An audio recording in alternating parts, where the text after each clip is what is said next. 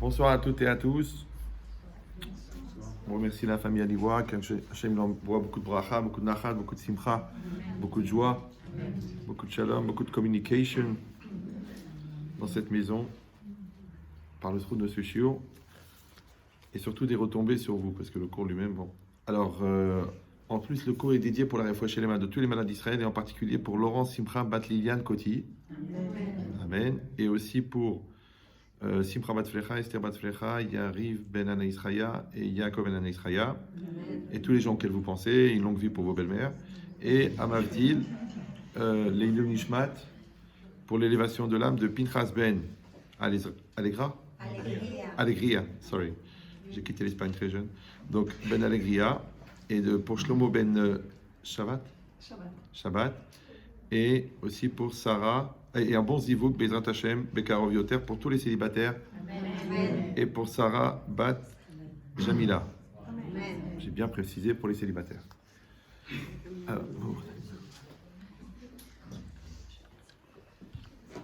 Alors, il y a des psukim qui apparaissent dans les parachutes qu'on vient de lire, qui ont des ressemblances et des différences, et on va voir quelle source d'enseignement ça peut être pour nous ce soir. Alors, à propos de Lot, quand il a fallu se séparer d'Abraham, c'est marqué Vaïssa Lot et Enav. Il a levé Lot ses yeux. Vayar et Kol Kikar Yarden. Il a vu toute la plaine du Jourdain. Et c'est là-bas qu'il a été s'installer, d'accord, parce que lui, il avait beaucoup de moutons. Et donc, c'est intéressant pour lui parce que c'est un endroit avec très herbeux. Ok. Après, à propos de Abraham, quand il est en train d'aller avec Yitzhak pour la Hakeda, c'est marqué Vaïssa Avraham et Enav. Donc le même langage, il a élevé ses yeux, Avraham, Vayar et Amakom Irachok. Il a vu l'endroit de loin, c'est-à-dire l'endroit où il devait faire la Hakeda, il l'a vu de loin. Pareil, le même langage, Vaïssa Avraham et Enav, Vayar. Il a élevé les yeux, Avraham, et il a vu. Après, quand il y a eu la Hakeda, juste après donc, qu'Avraham a été empêché de tuer Yitzhak, juste après, c'est marqué Vaïssa Avraham et Enav, il a levé ses yeux Avraham, Vayar Veineaïl, et voici un bélier. D'accord?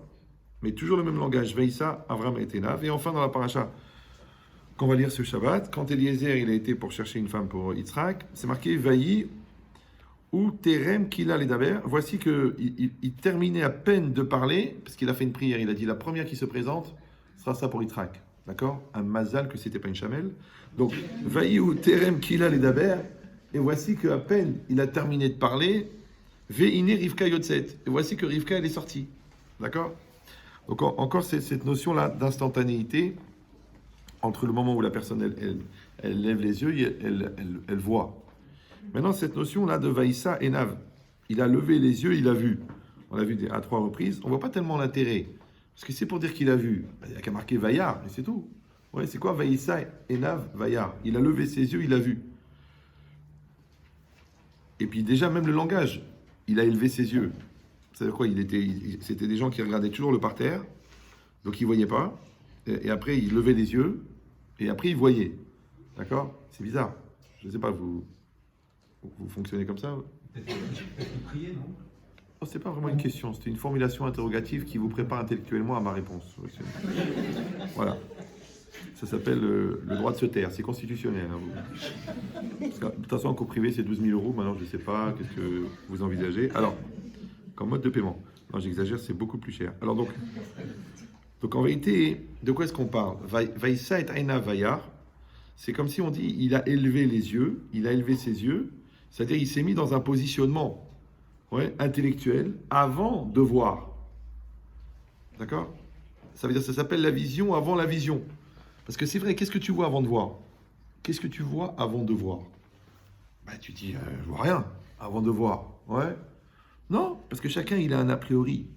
On a des a priori intellectuels, on a des a priori émotionnels, on a des a priori psychologiques, on a des a priori psychiatriques. Ouais? On voit quelqu'un qui a une souffrance, celui-là, il a eu des traumatismes, celui-là, il a des peurs, celui-là, il a des malaises, celui-là, il a des a priori, celui-là, il a une gava de folie, celui-là, il est sûr de lui, celui-là, il est fou. Ça, c'est les antécédents que tu as dans ta tête avant de voir. Donc, en fait, c'est très, très important de se demander, avant de voir, en vérité, qu'est-ce qu'on va voir? Maintenant, nous, on prend pas ce luxe-là. parce qu'on voit. Mais en fait, c'est pas comme ça que ça devrait se passer. Par exemple, j'ai dit une réflexion bon, qui peut apparaître comme une blague, mais comme j'ai arrêté de rigoler quand j'avais 8 ans, donc non, je parle dans le sens délire. Mais l'idée, c'est que, vous savez, on dit toujours, on trouve ce qu'on trouve. Alors qu'en vérité, tout le monde sait qu'on trouve ce qu'on cherche. Ça va? Donc, au lieu d'être étonné de ce qu'on trouve, on devrait plutôt réfléchir à ce qu'on cherchait. La preuve, c'est que quand quelqu'un il a des problèmes, on dit « Ah bah, tu l'as bien cherché. » Vous me suivez ou non? Parce que la réalité, si elle a un défaut majeur, c'est qu'elle ressemble souvent à ce que tu veux. Maintenant, le problème, c'est si tu ne sais pas ce que tu veux, ça ressemble à ce que tu veux, c'est flou. Si tu sais ce que tu veux, c'est net. Si tu ne sais pas ce que tu veux, mais que quelqu'un d'autre en toi sait ce qu'il veut, ça s'appelle le Yetzer Hara, c'est net, mais pas par rapport à toi, mais par rapport au Yetzer Hara. Vous me suivez ou... Ça s'appelle Bederer Sherotzelelech Molichinoto. Dans le chemin dans lequel tu veux aller, on te fait aller. Et c'est ça tout le principe des Meraglim, les explorateurs. Qu'ils sont partis, et en vérité, ils ont trouvé ce qu'ils cherchaient. Donc au lieu de se demander qu'est-ce qu'on va trouver, en se demandant mais qu'est-ce que la vie nous prépare, ouais, on devrait plutôt analyser ce qu'on cherche, parce que ce qu'on cherche, c'est ça ce qu'on trouve. Celui qui cherche des problèmes, il trouve des problèmes. Celui qui cherche des solutions, il trouve des solutions. Celui qui cherche des raisons, il trouve des raisons. Celui qui cherche des prétextes, il trouve des prétextes. Et le pire, c'est que la réalité, elle va alimenter sa recherche. Maintenant, nous, on ne fait pas ça, nous. Qu'est-ce qu'on fait, nous? On vit en instantané. Ouais, comme les animaux. La vache, elle broute, elle voit le train, elle se lève, elle regarde. Ouais, comme le jeune, il voit l'herbe, il fume, il ne voit plus rien, par contre. Ouais, d'accord? Donc... Bon, seul point commun, c'est que quand le train passe, il dit oh la vache. D'accord, mais c'est ça l'idée.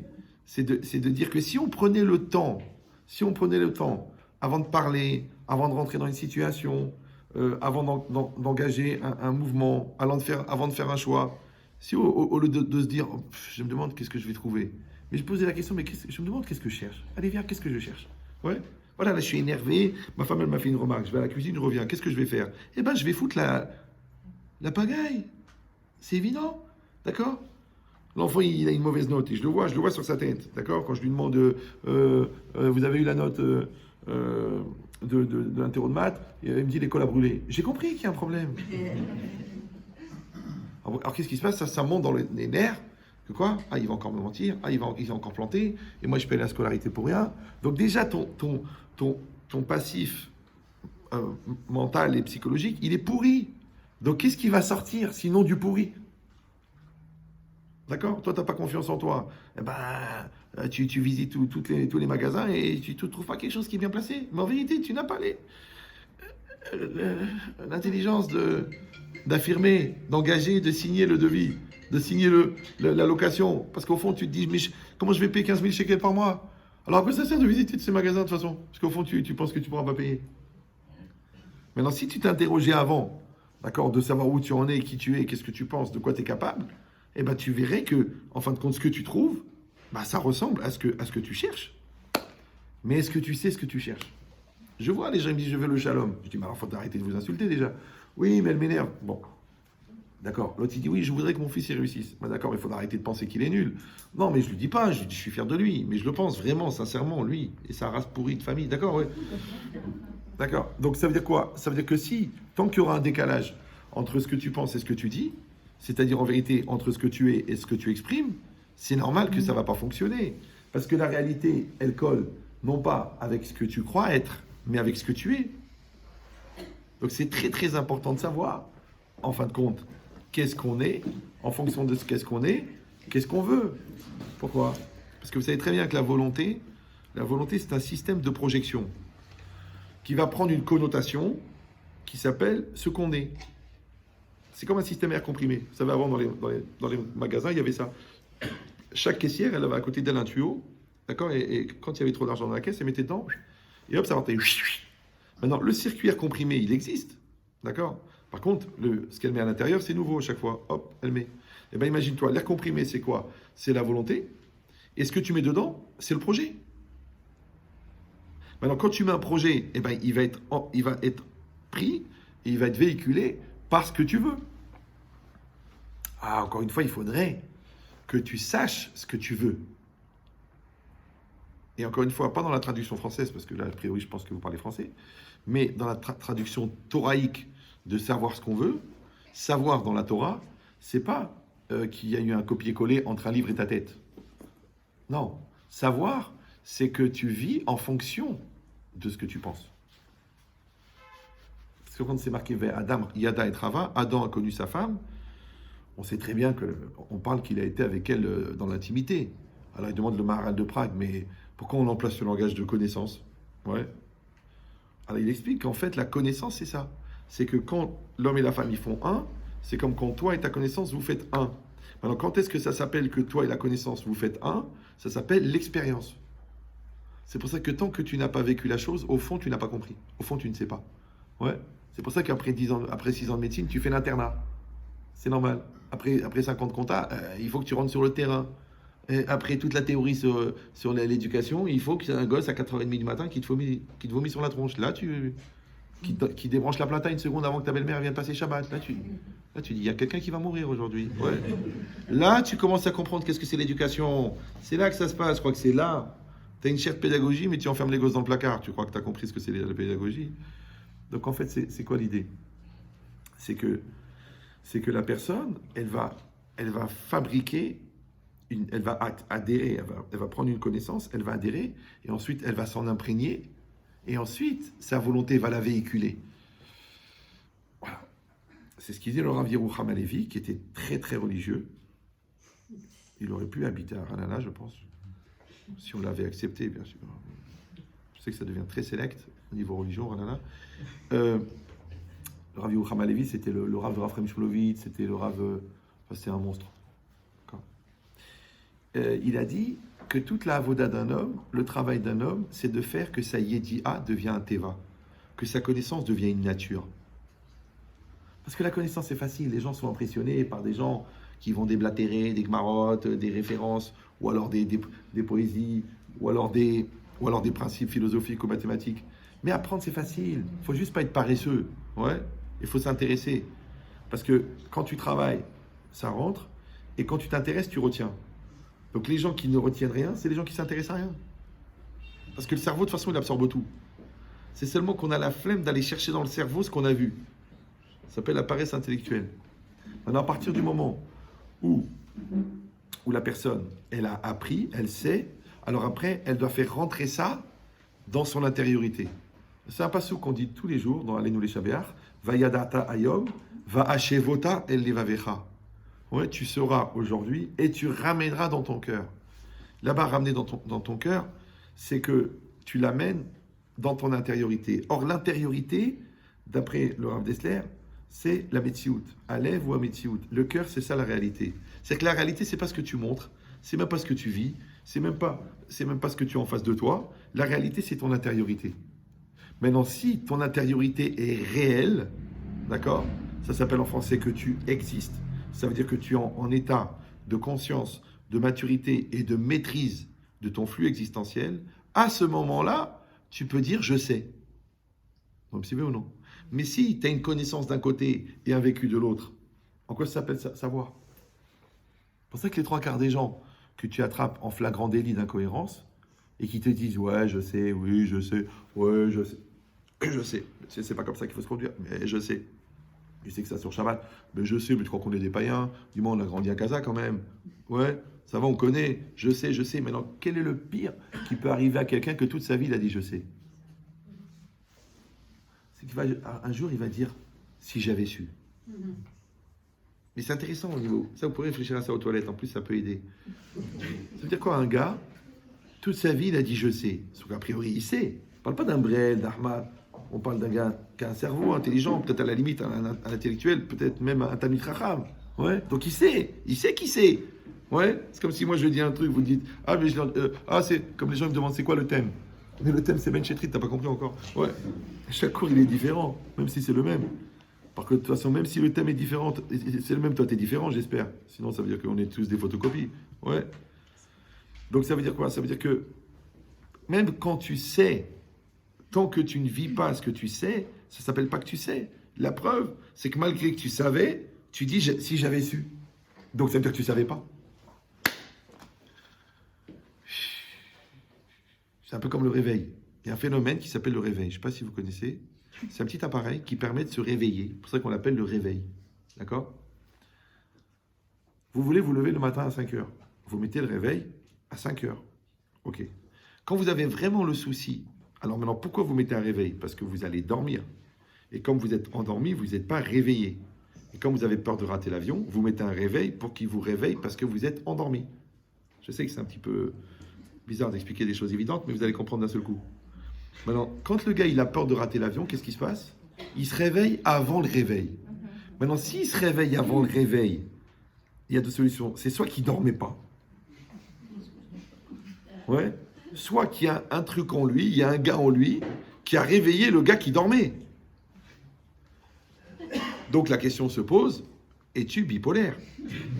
Vous êtes combien là-dedans? Ça veut dire qu'il y a quelqu'un qui veut dormir et il y a quelqu'un qui veut se lever. Maintenant, celui en toi qui veut se lever, il réveille celui qui veut dormir. Dans la psychologie, c'est pareil. Il y a l'enfant qui est en toi, qui a envie de se laisser aller, et il y a l'adulte qui est en toi, qui a envie de s'en sortir. Maintenant, tant que l'adulte ne prend pas l'enfant qui est en toi, c'est l'enfant qui va gagner. Il y a le rachat qui est en toi, qui a envie de faire le balagan. Ouais. Il y a le gamin qui est en toi, qui pense que la contradiction est une forme d'intellectualisation de la pensée, alors qu'en fait, c'est juste que tu dis le contraire de ce qu'on te dit. Parce que la contradiction n'est pas une marque de personnalité. Tous les ânes sont contradictoires. Et c'est rare qu'on lise les livres qui ont été écrits par les ânes. Je ne parle pas du prix Goncourt, ça c'est... D'accord. Mais, donc ça veut dire quoi? Ça veut dire que à l'intérieur de la personne, il y a quelqu'un qui dit « je sais ». Et il y en a une autre qui dit « je croyais savoir ». Vous me suivez ou non? C'est pareil. Alors, comme toi, tu sais que tu es double, donc tu as compris que l'autre aussi, il est double.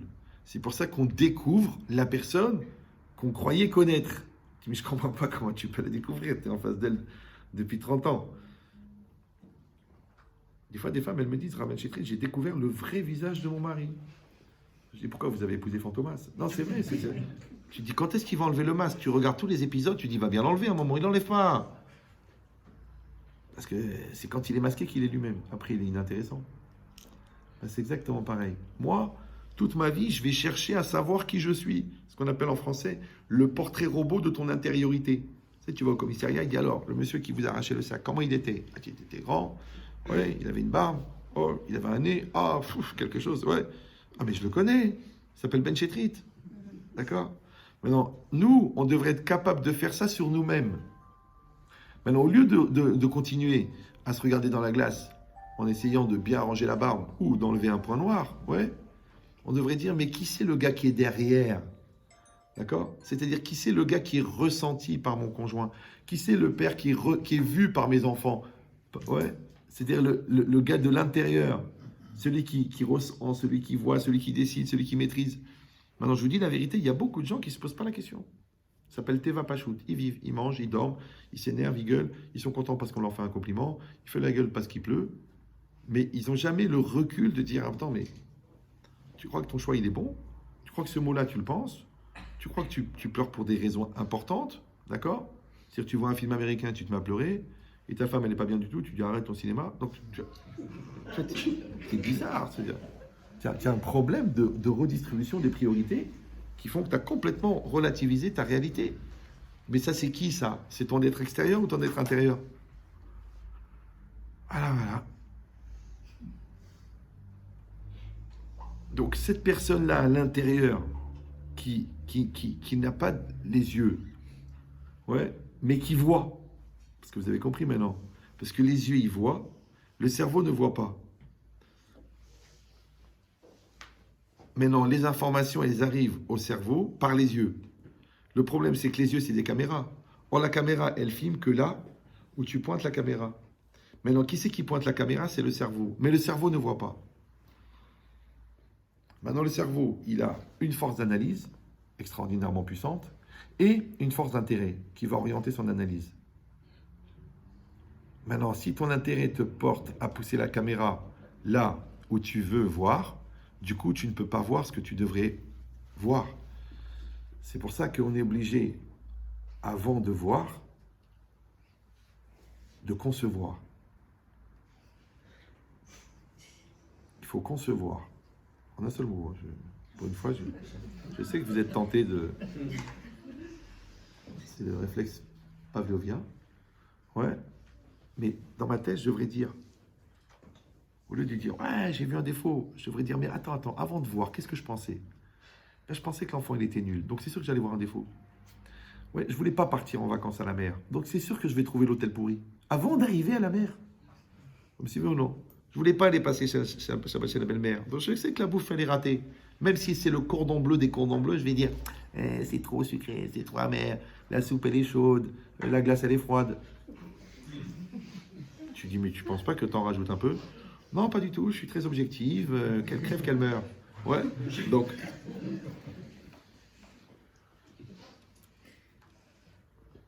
Ça veut dire qu'il faudrait s'habituer à vivre avec cette personne qui est à l'intérieur, qui se trouve accessoirement être nous. Mais nous, malheureusement, pour les trois quarts, on vit avec la personne qui est à l'extérieur, qui n'est le reflet que des personnes qui sont en face. Parce que l'œil a un défaut majeur, c'est qu'il reflète. D'accord? Donc, des fois, on est plus intéressé à être vu qu'à voir. Et d'aller dans le sens du regard de l'autre, c'est beaucoup plus confortable que d'imposer son point de vue. Donc, je vais rentrer dans la masse, je vais suivre le mouvement, je vais faire plaisir, c'est pour le shalom. Mais pour que ça soit pour le shalom, il faut que toi aussi tu sois bien. Mais si tu es mal, c'est pas pour le shalom. Puisque quand l'autre il est en paix, toi tu es en guerre, ça marche pas. C'est comme quand tu fais une blague et que tu es seul à rigoler. Ça s'appelle une méchanceté. Il faut que tout le monde rigole. Si tout le monde rigole, anachnu beshalom. C'est pareil dans le business. Il faut que moi je gagne et toi tu gagnes. Si moi je gagne et toi tu déposes le bilan, c'est pas du business. C'est de l'homicide. Donc ça veut dire qu'il y a toujours un équilibre entre l'intérieur et l'extérieur. Mais encore ça, tu peux t'en rendre compte seulement quand tu as construit la personne à l'intérieur. Donc cette personne qui voit avant de voir, cette personne qui réfléchit avant de parler, cette personne qui fait le calcul de ce qu'elle gagne et ce qu'elle perd avant de décider. Ouais, parce que c'est ça le problème. L'autre jour, j'ai un monsieur qui m'a attrapé à Montpellier là-bas. Il m'a dit oui, je suis convaincu, ma femme, nana, dans sa jeunesse. Je dis écoute, papa, ça s'appelle une phobie obsessionnelle. Est-ce qu'aujourd'hui, tu as de preuves concrètes qu'il se passe quelque chose? Non, mais tu sais, peut-être qu'elle cache bien son jeu, et puis ça reste à l'intérieur, et c'est une tendance, on ne peut jamais l'enlever. Je dis, mais pour la seule tendance que je vois aujourd'hui, c'est que tu es un malade. Ça, je le vois, ça. Elle, je sais pas, je la connais pas. Maintenant, toi, tu as tellement peur d'avoir à faire le vrai travail qu'on appelle en français la remise en cause, qu'il va bien falloir que tu trouves une raison, et c'est plus pratique de la trouver chez l'autre, comme ça, tu es tranquille. Bon, il n'a pas l'air de comprendre parce que ça allait un peu vite pour lui. Je dis, je vais te résumer, c'est très simple. Quelle est la différence entre une raison et un prétexte? Parlez français, non? Quelle est la différence entre une raison et un prétexte? C'est très simple. C'est que la raison est raisonnable. Le prétexte n'est pas raisonnable. Donc si tu vois que ta raison n'est pas raisonnable, c'est que c'est un prétexte. Mais pour s'en rendre compte, il faut être capable de mesurer chez soi le taux déformant de FTG. Le FTG en psychologie, c'est le foutage de gueule. Si tu n'es pas capable toi-même de mesurer combien toi-même tu te fous de toi, ça veut dire que tu ne vis pas ta vie en fait. C'est ce que nous on appelle un rachat. Ils appellent ça un psychopathe, mais nous on appelle ça un rachat. Parce que le rachat, encore une fois, il est dans le teva pashut, c'est-à-dire il est dans la personne extérieure qui est tout le temps dans la réaction. Mais il ne prend pas le recul de dire attends, est-ce que c'est bien, est-ce que c'est pas bien, est-ce que c'est vrai, est-ce que c'est fondé, est-ce que ça sert à quelque chose? Lui, non. Lui, c'est extérieur, superficiel, agression, mal-être, ressenti, déformation, souffrance, victimisation à outrance, chantage émotionnel. Mais c'est qui? Tu défends qui? C'est pas toi que tu défends quand même. La preuve, c'est que tu vas vers le divorce. C'est pas toi que tu défends puisque tes enfants, ils peuvent plus te voir. C'est pas toi que tu défends puisque tous tes employés veulent plus travailler avec toi. C'est pas toi que tu défends puisque tes fournisseurs, ils veulent plus te vendre la marchandise tellement t'es pas clair et t'es instable. Donc c'est pas toi que tu défends. Alors tu défends qui? Alors, je lui dis, tant que la personne n'a pas pris conscience, n'a pas pris connaissance et n'a pas pris la maîtrise de cette personne à l'intérieur, elle a un vrai problème, c'est qu'elle ne vit pas sa vie. C'est pas grave qu'elle est khmar et qu'elle est brêle, il en faut à qui on va vendre au détail, d'accord? Mais elle se rend même pas compte qu'elle ne vit pas sa vie. Tout ça, c'est quoi? C'est qu'avant le vaillard, il y a vaïssa et ainav. Si oui ou non? Il a levé les yeux, c'est-à-dire le contexte intellectuel, le contexte émotionnel, le contexte intéressé, le contexte spirituel, avant que tu vois. Avant. C'est pour ça que les Indiens, les Hindous, les Chinois, tous les gens qui font de la méditation, tout ça, ils prennent le temps. Ils prennent le temps à l'intérieur d'eux-mêmes de dire, bon, qu'est-ce que je veux, qu'est-ce que je crois?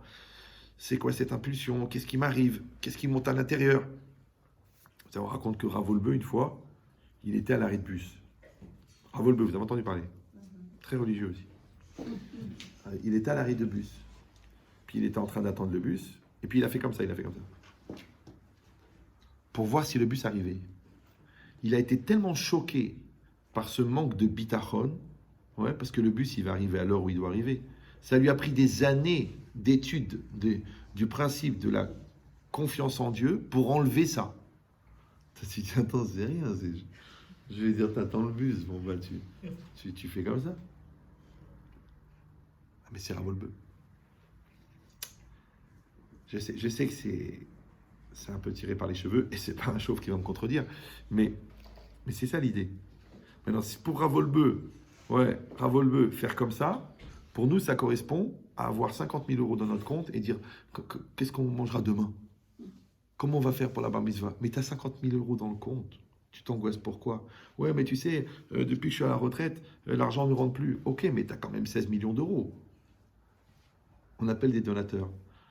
Tu peux donner, il a donné des années. Le mec, il dit non, maintenant que je suis à la retraite, j'ai plus de rentrée. Mais tu n'as pas de rentrée. Mais ce que tu as, Baba, tu n'as pas besoin de rentrer, puisque tu as 16 ou 20 millions d'euros. Tu as peur de quoi? De manquer? C'est bizarre, non? C'est qu'en fait, le gars, il a eu une aide divine pendant 50 ans, mais il n'a pas acquis le bitachon. Vous suivez? Voilà. C'est comme les gens qui ont eu 50 millions de prises. Ils ont eu 32 ans de preuves d'amour de leur conjoint, mais qui doutent encore des sentiments de l'autre. Bien après, elle t'a donné 6 gosses, qu'est-ce que tu veux qu'elle te donne de plus? Son sang, son chair, sa vie, sa jeunesse, sa beauté, elle t'a tout donné. Et toi, tu dis, ouais, mais peut-être que c'était par intérêt. Alors toi, mon petit, il faut que tu participes à un concours. Vous savez que tous les ans, il y a le concours de Miss Univers et de Miss Monde. Mais toi, si tu t'inscris au concours de Miss Kin, tu vas gagner le concours. Comment tu peux être tellement misquine? Ouais, ben, c'est ça l'idée. Maintenant, le fait que tu ne sois pas toi-même choqué ou surpris de ta propre réaction, c'est que tu n'es pas assez en miroir et en regard de toi-même de te rendre compte de tes écarts. Ça veut dire que pour être proche de soi, il faut être étranger de soi. Comment on appelle cette capacité à se projeter au-dessus de soi-même pour se regarder vivre? Là, introspection, ça s'appelle le moussard. C'est ça le moussard. Le moussard, je rappelle pour ceux qui vont le chercher chez Superfarm, n'est pas une marque de mousse à raser. C'est vrai, il y en a, ils vont chez Superfarm. Moussard, il faut moussard. Je la fais moussard. Le moussard, c'est une caméra que tu mets au-dessus de ta tête, allumée jour et nuit pour te regarder vivre. Dès que tu éteins la caméra, c'est que tu as envie de faire des bêtises. Donc tu la laisses allumer. Maintenant, quand tu la laisses allumer, tu t'écoutes parler, tu t'écoutes crier, tu te regardes agir, tu t'écoutes penser. Tu regardes la tendance. Est-ce que tu es positif? Est-ce que tu es négatif? Est-ce que c'est constructif? C'est pas constructif ce que tu fais? Est-ce que ça te fait avancer? Est-ce que tu entretiens ta souffrance? Ou est-ce que tu essayes de t'en sortir? Est-ce que tu creuses ta tombe? Ou tu sors du ravin? Il n'y a qu'un regard extérieur qui peut le faire. Alors qu'est-ce qu'ils font les gens quand ils sont très paresseux? Ils racontent leur histoire pour que l'autre leur dise. Parce que l'autre, c'est plus facile puisqu'il est déjà étranger. Mais l'autre, il va intervenir une fois tous les 2 ans parce qu'il dit « Ah, j'ai eu la chance de vous rencontrer, je voulais vous poser une question. » Mais tu dois être sur toi tous les jours, toutes les secondes. Parce qu'en 3 secondes, tu peux détruire une histoire. En 4 secondes, tu peux en prendre une dérive. Ouais, Ayrton Senna, qui était un champion mondial de conduite, en fin de compte, il a raté qu'un virage. Tu dis, mais c'est Raval, un virage. Tu dis 2, 3, le mec, il en a raté 20, il est mort. Non, il a raté un. Un. C'est comme toi, tu sais que tu savais que tu étais fragile, tu savais que tu étais triste, tu savais que tu n'étais pas bien, tu savais que tu étais en dépression, et quand même, tu t'es acharné sur l'autre. Et ben, tu as divorcé. Après le jour où tu t'es rendu compte que tu t'es servi de l'autre comme un punching ball, parce qu'en vérité, tu n'avais pas conscience toi-même d'être fragilisé, la preuve, c'est que quand ça allait mieux, d'un seul coup, tu t'es réveillé. Comme Achashverosh, après il a passé sa cuite, il a dit, mais où est Esther? Parce qu'il était bourré. Eh ben moi, je peux vous en présenter un paquet d'Achashverosh qui étaient bourrés quand ils ont renvoyé Vashti. Donc ça veut dire qu'il est interdit d'être bourré. Tu dois toujours avoir la tête claire. Tu dois être en maîtrise et en maturité perpétuelle. Je sais ce que vous allez me dire. Ouais, mais c'est fatigant. On a besoin de temps en temps de se lâcher, de se détendre, de se vider la tête. Je sais. Alors il faut faire ça en milieu protégé. C'est comme tu bois un peu d'alcool, Shabbat. Tu bois, c'est Shabbat, il y a la gdusha de Shabbat. Il y a ta famille. Tu es à la maison, tu prends un petit whisky. D'accord? Et tu chantes. C'est pas grave. Mais si tu es mal dans ta peau, tu t'es engueulé avec ta femme, tu es à Hong Kong et tu as une stripteaseuse en face de toi et tu prends un whisky, bah c'est dangereux là. Le même whisky, il va t'emmener au Guéhinam. C'est le même, hein. Tu n'as pas pris plus. Mais là, tu étais en milieu sécurisé. Là, tu étais à la porte de l'enfer. Et tu as pris le whisky. Ça s'appelle le verre du condamné. En fait, tu n'as pas pris un whisky. Tu as pris un droit d'être brel. Une permission de donner sa neshama au Yetzerara. En fait, tu as lâché les bras. Tu as baissé les bras. Tu t'es laissé aller. Mais encore une fois, pour t'en rendre compte, il faut que tu te dises qu'il y a une caméra branchée à l'intérieur. Et cette caméra, c'est elle qui va t'aider en temps réel à savoir. Je sais que ça a l'air contraignant comme ça. Alors au départ, évidemment, c'est très formel parce que tout le temps, tu dis, bon, attends, pourquoi, comment, pourquoi je le veux, qu'est-ce que je dis, qu'est-ce que je crois. Non, au début, mais après, ça devient intuitif. C'est comme les halotes. La première fois que tu as fait les halotes à quatre morceaux, là. Ouais. Alors tu étais là avec ton tutoriel, ouais, ou ta belle-sœur au téléphone. Mais non, celle de gauche, tu la mets sur celle de droite. La troisième, tu la mets à quatrième. Ça fait 10 ans maintenant, tu es au téléphone et en même temps tu parles avec ta copine et tu fais les halotes. Mais comment tu arrives à faire ça? Tu sais, c'est devenu instinctif, c'est devenu intuitif. Donc tous les apprentissages, au départ, c'est formel et après, ça devient intuitif. Et ben, c'est pareil.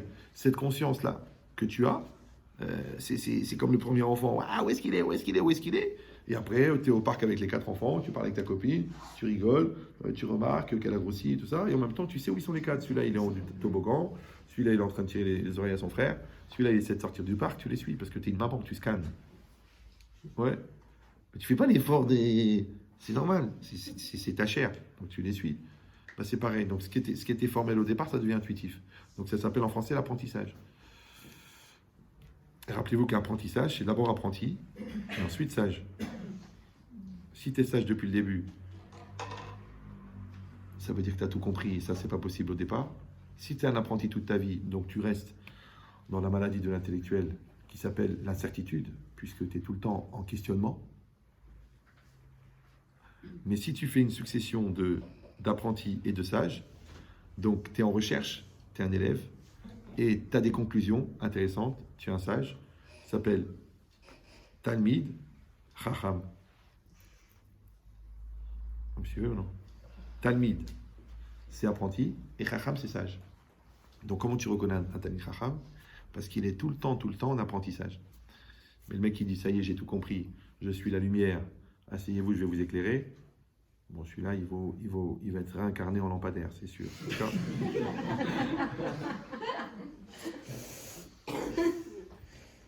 Donc si c'est ça, ça veut dire que quand je vais interroger cette personne-là, qui est moi, à l'intérieur, sur ce que je veux, ce que je désire, c'est très très important. Maintenant ça, on a déjà expliqué ça.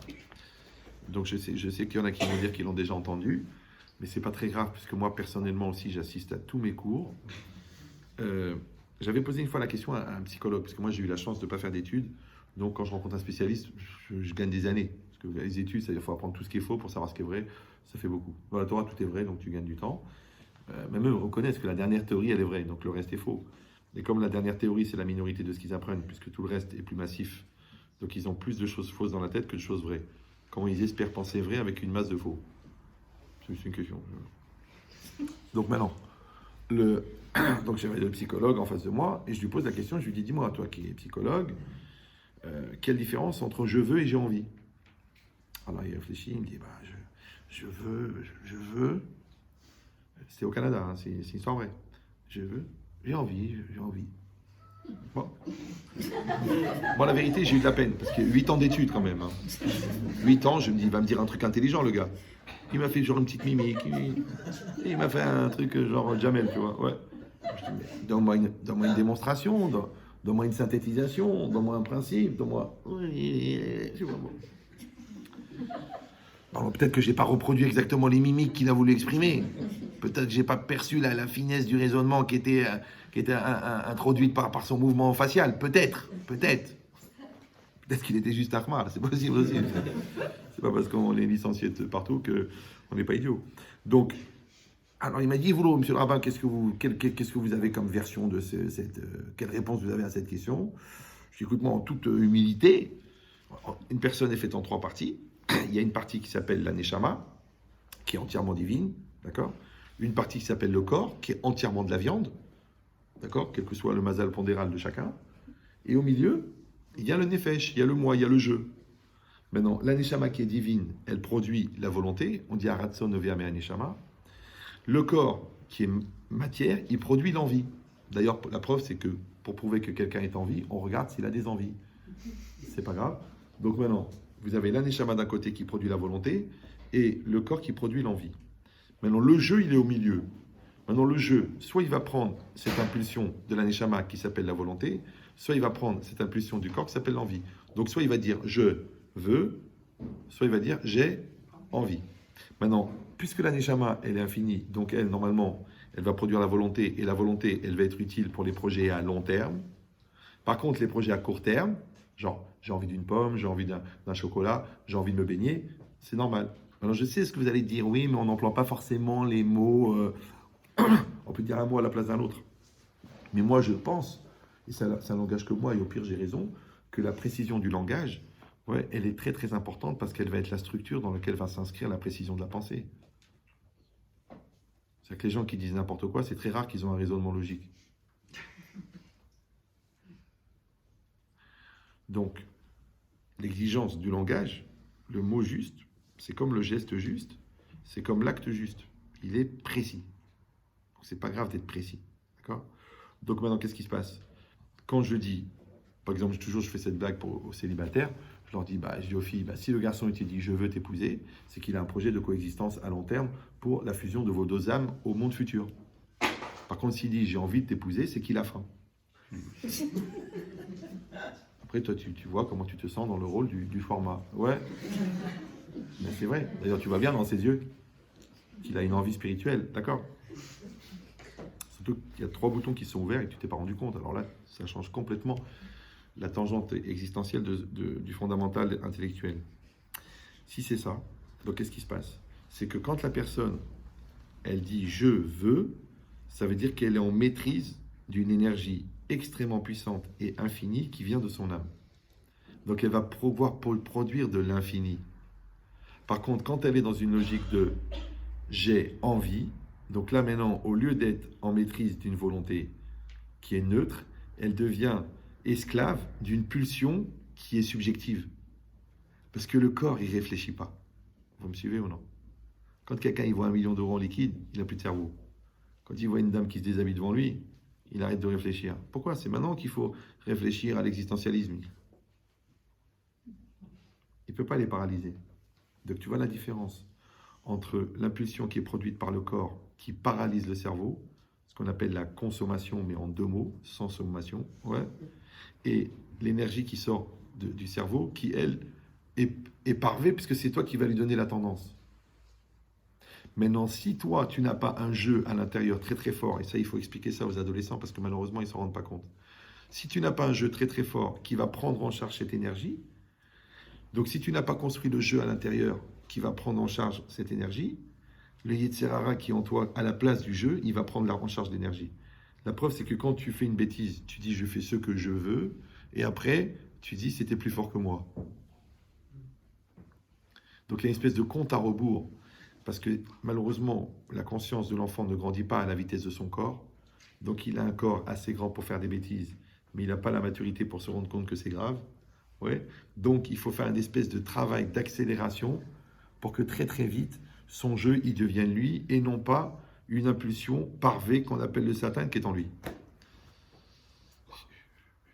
Parce que les gens, ils sont tellement pris par leur Satan, même à un âge avancé, hein, que même quand ils font une bêtise et que tu leur demandes de faire des efforts, au lieu d'être cohérents, par exemple, pour récupérer la femme qu'ils ont toujours eue, ils ont de la peine de faire de la peine à la maîtresse qu'ils viennent d'avoir.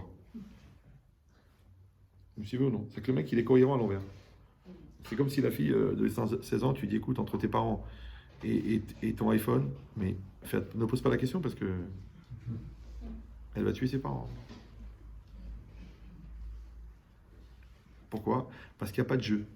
Or, la puissance des jeux vidéo, du film, du téléphone, la puissance, c'est quoi?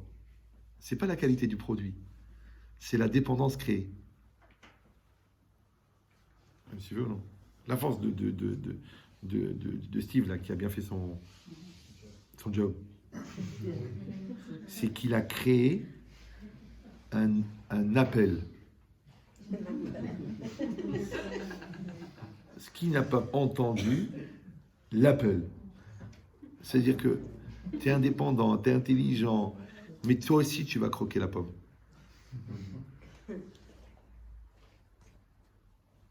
Ça va? C'est ça la puissance. Donc ils ne vont pas créer un jeu vidéo, ils vont créer un jeu vidéo que tu ne peux pas te passer. Ils ne vont pas créer une série télévisée, ils vont créer une série télévisée que tu vas mourir de voir la suite. Vous me suivez ou non? Donc en fait, ils n'ont pas créé un produit, ils ont créé une dépendance. C'est pour ça que les patrons eux-mêmes de la Silicon Valley empêchent leurs enfants d'avoir des appareils comme ça. Parce qu'ils savent le monstre qu'ils ont produit. C'est comme si un vendeur de cocaïne, il en donne tous les matins à ses enfants. Il ne donne pas, il sait que c'est pourri, il sait ce que ça produit. D'accord? Maintenant, si le mec qui l'a créé, il a compris que c'est pourri, comment est-ce que toi, tu penses qu'il faut que tu le recommandes? Donc ça veut dire que toi-même, tu es déjà pris dans le truc. Eh bien, c'est pareil. Si quelqu'un, il n'a pas créé ce qu'on appelle une autonomie existentielle, ce qu'on appelle vulgairement la Hirat Shamaim, oui, eh bien, il ne va même pas se rendre compte qu'il est devenu, au détriment de devenir un serviteur de Dieu, il est devenu un serviteur de son Yetzer Hara. Et ça, il le sert jour et nuit avec une kedusha et une force incroyable. C'est vrai, quand vous voyez la détermination du rachat à être Mechalel Shabbat, tu dis Alvaï que je sois aussi fort à être Shomer Shabbat. Quand vous voyez la détermination de l'ignorant à ne pas étudier un mot de Torah, ouais, tu dis, mais Alvaï que je passe mes journées et mes nuits à étudier autant que lui n'étudie pas. Maintenant, lui, il ne sait même pas pourquoi il n'étudie pas. La preuve, c'est que des copains goy, ils lui disent, tu sais, j'ai entendu Ben Chetrit sur Internet, tu devrais l'écouter puisque tu es juif. Et lui, il ne comprend pas pourquoi il ne l'écoute pas. C'est bizarre, non? Vous voyez un peu le phénomène bizarre? Par exemple, il y a un truc, j'ai fait 3-4 cours devant des non-juifs, je ne sais pas si vous avez vu sur Internet. Mais non, à mon grand désespoir, ouais, c'est les cours qui ont le plus de succès chez les juifs. Tu peux m'expliquer pourquoi est-ce qu'il y a 350 cours faits pour des juifs, les 4 cours que j'ai faits pour des non-juifs, c'est ceux-là que les juifs regardent. Tu sais pourquoi? Pas parce qu'ils sont intéressés par la Torah, parce qu'ils sont choqués comment est-ce qu'un goy peut s'intéresser à ce qui les intéresse pas. Genre, qu'est-ce qu'il a trouvé le goy dedans? Vous me suivez ou non? C'est intéressant au niveau psychiatrique. Une fois, une dame qui avait une grosse responsabilité communautaire, elle me rencontre dans un dîner comme ça. Et puis, écoutez, Ben Chetrit, monsieur Ben Chetrit, je voulais vraiment vous féliciter pour vos vidéos qui s'adressent aux non-juifs. Je dis oui. Elle me dit, parce que franchement, j'ai beaucoup d'amis qui m'en parlent et qui me disent, écoutez, vraiment, le rabbin Yaya, mais c'est incroyable. Bon, ils ne sont pas heureux du tout. Hein. Alors, je lui dis, excusez-moi, madame, vous savez, ça fait 30 ans que j'enseigne. J'ai fait des milliers de cours à des juifs. Jamais vous m'avez appelé pour me dire Kol HaKavod. Mais maintenant que des gars, ils vous ont dit que c'est magnifique, vous venez me voir pour me dire que c'est beau. C'est bizarre, non? Je ne sais pas si vous comprenez. C'est que tellement quand le gars, il ne veut pas écouter les rabbins, il est obligé d'avoir des goy qui lui expliquent la valeur de son patrimoine. Ce qu'on appelle, chez Renault, monter le moteur à l'envers. Genre, tu as monté le moteur à l'envers.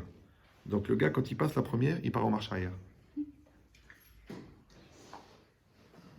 Ça veut dire que si quelqu'un, il n'est pas dans une dynamique active, volontaire, de mettre le moteur à l'endroit, c'est-à-dire qui sait qu'est-ce que c'est la Torah, qui sait qu'est-ce que c'est être un bon juif, qui sait qu'est-ce que c'est la halacha, il sait qu'est-ce que c'est la hirat shamaim. S'il n'a pas un travail de mettre le moteur à l'endroit, c'est pas l'Yetzer Hara qui va lui mettre le moteur à l'endroit.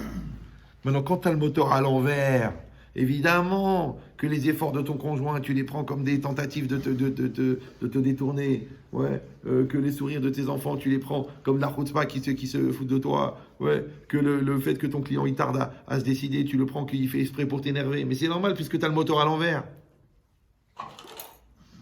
Je sais, c'est renversant.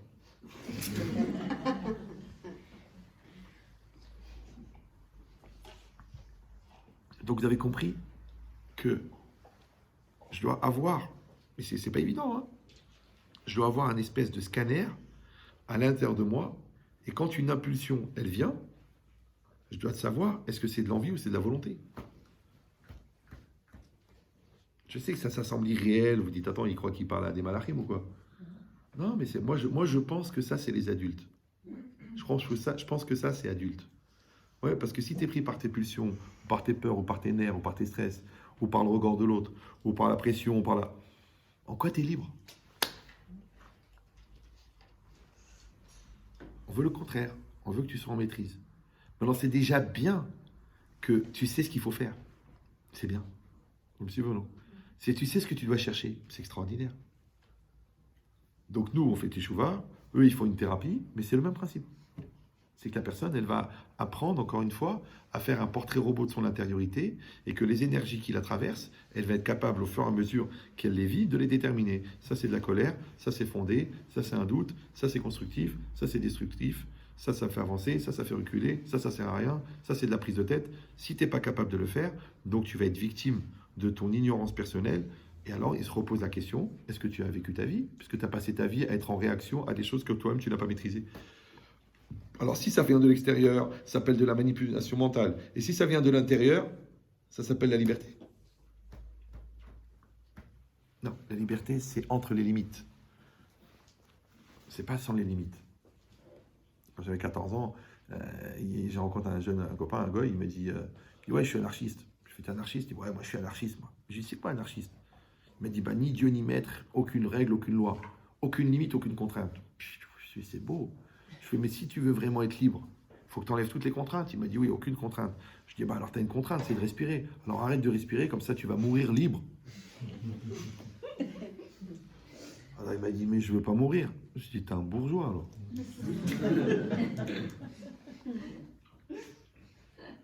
Ben oui, parce que si tes intérêts sont plus forts que tes convictions, c'est un bobo. Donc c'est marqué ici, vous avez compris maintenant, qu'il y a cette préface, ce préliminaire, d'accord, cette préparation qu'il est dans le Vaïssa et Nav, et après il y a le Vaïar. Et à la limite, le Vaïar, c'est le plus simple. De vous à moi. C'est comme si tu es dans une pièce entièrement noire, mais noire de chez noir. Et tu touches comme ça, et tu touches un mur. C'est dur un mur. Tu avances un angle. Encore un mur. Bon, tu as compris qu'il y a deux murs. Après, encore un angle. D'accord, tu as compris qu'il y en a deux. Après, tu avances encore un mur. Tu dis que tu as compris que tu en as trois, donc tu es dans une pièce. Et après, tu arrives, donc ce qui est pour toi le quatrième pan, et là, tu trouves du tissu. Ah, tu dis du tissu. Ah, bah si c'est du tissu, ça veut dire que ça cache quelque chose par derrière. Et tu arrives à l'ouverture du tissu. Donc, tu as compris que c'est des rideaux. Ouais. Et d'un seul coup, tu ouvres les rideaux et la pièce se remplit de lumière. Et tu crois que tu as inventé l'interrupteur? Tu crois que tu as allumé la lumière? Mais non, la lumière, elle était toujours. C'est juste que tu as ouvert les rideaux. Vous me suivez ou vous ne comprenez pas? Je vous donne le secret. Ça, je l'ai dit il y a 20 ans, mais les gens ne comprennent pas, ils croient que je parle au premier degré. Quand vous mettez une ampoule de 2000 watts dans une pièce, est-ce que la pièce est éclairée? 20 watts, vous pouvez éclairer 20 mètres cubes. Enfin, 100 watts. Alors, 2000 watts, vous pouvez éclairer une pièce de 20 mètres cubes ou non? Oui, non. N'ayez pas peur, on est entre nous. Ben non. Ah oui, parce que ça dépend de l'épaisseur de l'abat-jour. Ouais. Ce qu'on appelle l'épaisseur du rabat-joie. C'est-à-dire qu'un rabat-joie peut enlever beaucoup de lumière. Donc la mitzvah, c'est pas de chercher la lumière. La mitzvah, c'est d'ouvrir les rideaux. La mitzvah, c'est pas de chercher la croyance. La mitzvah, c'est de lutter contre ce qui t'empêche. La mitzvah, c'est pas de demander des preuves d'amour. Ouais, c'est d'enlever chez toi ce qui t'empêche de les voir. Parce qu'elles sont là, les preuves d'amour. Mais toi, tu dis, prouve-moi que tu m'aimes, montre-moi que tu m'aimes, prouve-moi que tu m'aimes. Mais après, mais qu'est-ce que je fais toute la journée? Rien que de voir ta gueule, déjà, c'est pas une preuve d'amour. Rien que de rester avec toi, c'est pas une preuve d'amour. De supporter ton caractère pourri, ton haleine du matin, que tu dis, dommage, je suis pas morte la veille. D'accord? Donc, bon, j'exagère, mais si peu. D'accord? Donc, pourquoi les gens, ils demandent toujours des preuves d'amour? Tu sais pourquoi ils n'ont pas compris? C'est eux qui doivent enlever l'abat-jour. C'est pas l'autre qui doit changer. Enlève l'abat-jour. C'est pareil. Ouais. Pourquoi tu vois pas la beauté de la Torah? Tu sais pourquoi? Parce que tu as peur que si tu vois la beauté de la Torah, ça va t'engager, tu vas être obligé de devenir religieux. Donc tu préfères dire, ouais, ça tient pas la route, ça sort de n'importe quoi, c'est l'opium du peuple, c'est des trucs inventés. Tu m'expliques comment le gars, il tombe par terre, il écoute ça, il voit la révélation, il te dit, mais il est revenu. Ouais. Et le fait, j'ai dit, bon, il est marrant, il est sympathique, bon, ça vole pas très haut. Il n'a pas pris le temps de prendre des notes et d'aller réviser sa philo. Ouais. Donc c'est ça l'idée. L'idée, c'est qu'en fin de compte, on voit ce qu'on veut voir. Et ça, c'est les trois grandes lectures qu'il y a dans la vision. Les scientifiques, ils disent, on voit ce qu'on voit. T'es pragmatique, t'es réaliste, t'es objectif, tu vois ce que tu vois. Les psychologues et les Baalei Moussar, ils disent, on voit ce qu'on veut voir. Ouais. Et le Baal Shem Tov, il dit, on voit ce qu'on doit voir. Je sais pas, vous sentez là. C'est qu'en vérité, nous, on croit qu'il apparaît devant nous un décor que nous percevons avec nos yeux. En fait, c'est le contraire. C'est que le bon Dieu, il m'envoie une situation qui est nécessaire par rapport à une prise de conscience que je dois faire à l'intérieur. Alors, je donne toujours le même exemple parce qu'il est facile à comprendre. C'est deux gars qui sont en train de marcher sur une belle avenue à Los Angeles, bien large. Et puis, ils sont les deux comme ça en train de marcher. Et puis, il y a un grand trottoir ici. De l'autre côté, il y a un grand trottoir. Et sur le trottoir d'en face, il y a une femme très très belle qui passe. Mais qui est, vous savez, des fois, elles sont distraites. Donc, elle a oublié de s'habiller. D'accord? Et le gars lui dit, oh, regarde la meuf, regarde la bonne femme, regarde l'avion de chasse qu'il y a de l'autre côté. Et il tourne la tête. Donc, son copain, l'acolyte, il tourne la tête pour regarder. Mais juste à ce moment-là, il y a un bus qui passe. Et sur le trottoir d'en face, il y avait une bouche de métro. Donc, la beauté, là-bas, elle est descendue dans le métro. Le coup, il ne l'a pas vu. Vous me suivez ou non? Maintenant, ça s'est fait en 3 secondes. L'autre l'a vu. Il a dit, waouh, regarde la fille. Il a tourné la tête, le bus, la bouche de métro. Donc, le bus passe. Il n'y a pas de fille. Où elle est? Ah, elle est descendue dans le métro. Maintenant, il se pose une question. Pourquoi celui-là, il l'a vu? Pourquoi celui-là, il ne l'a pas vu?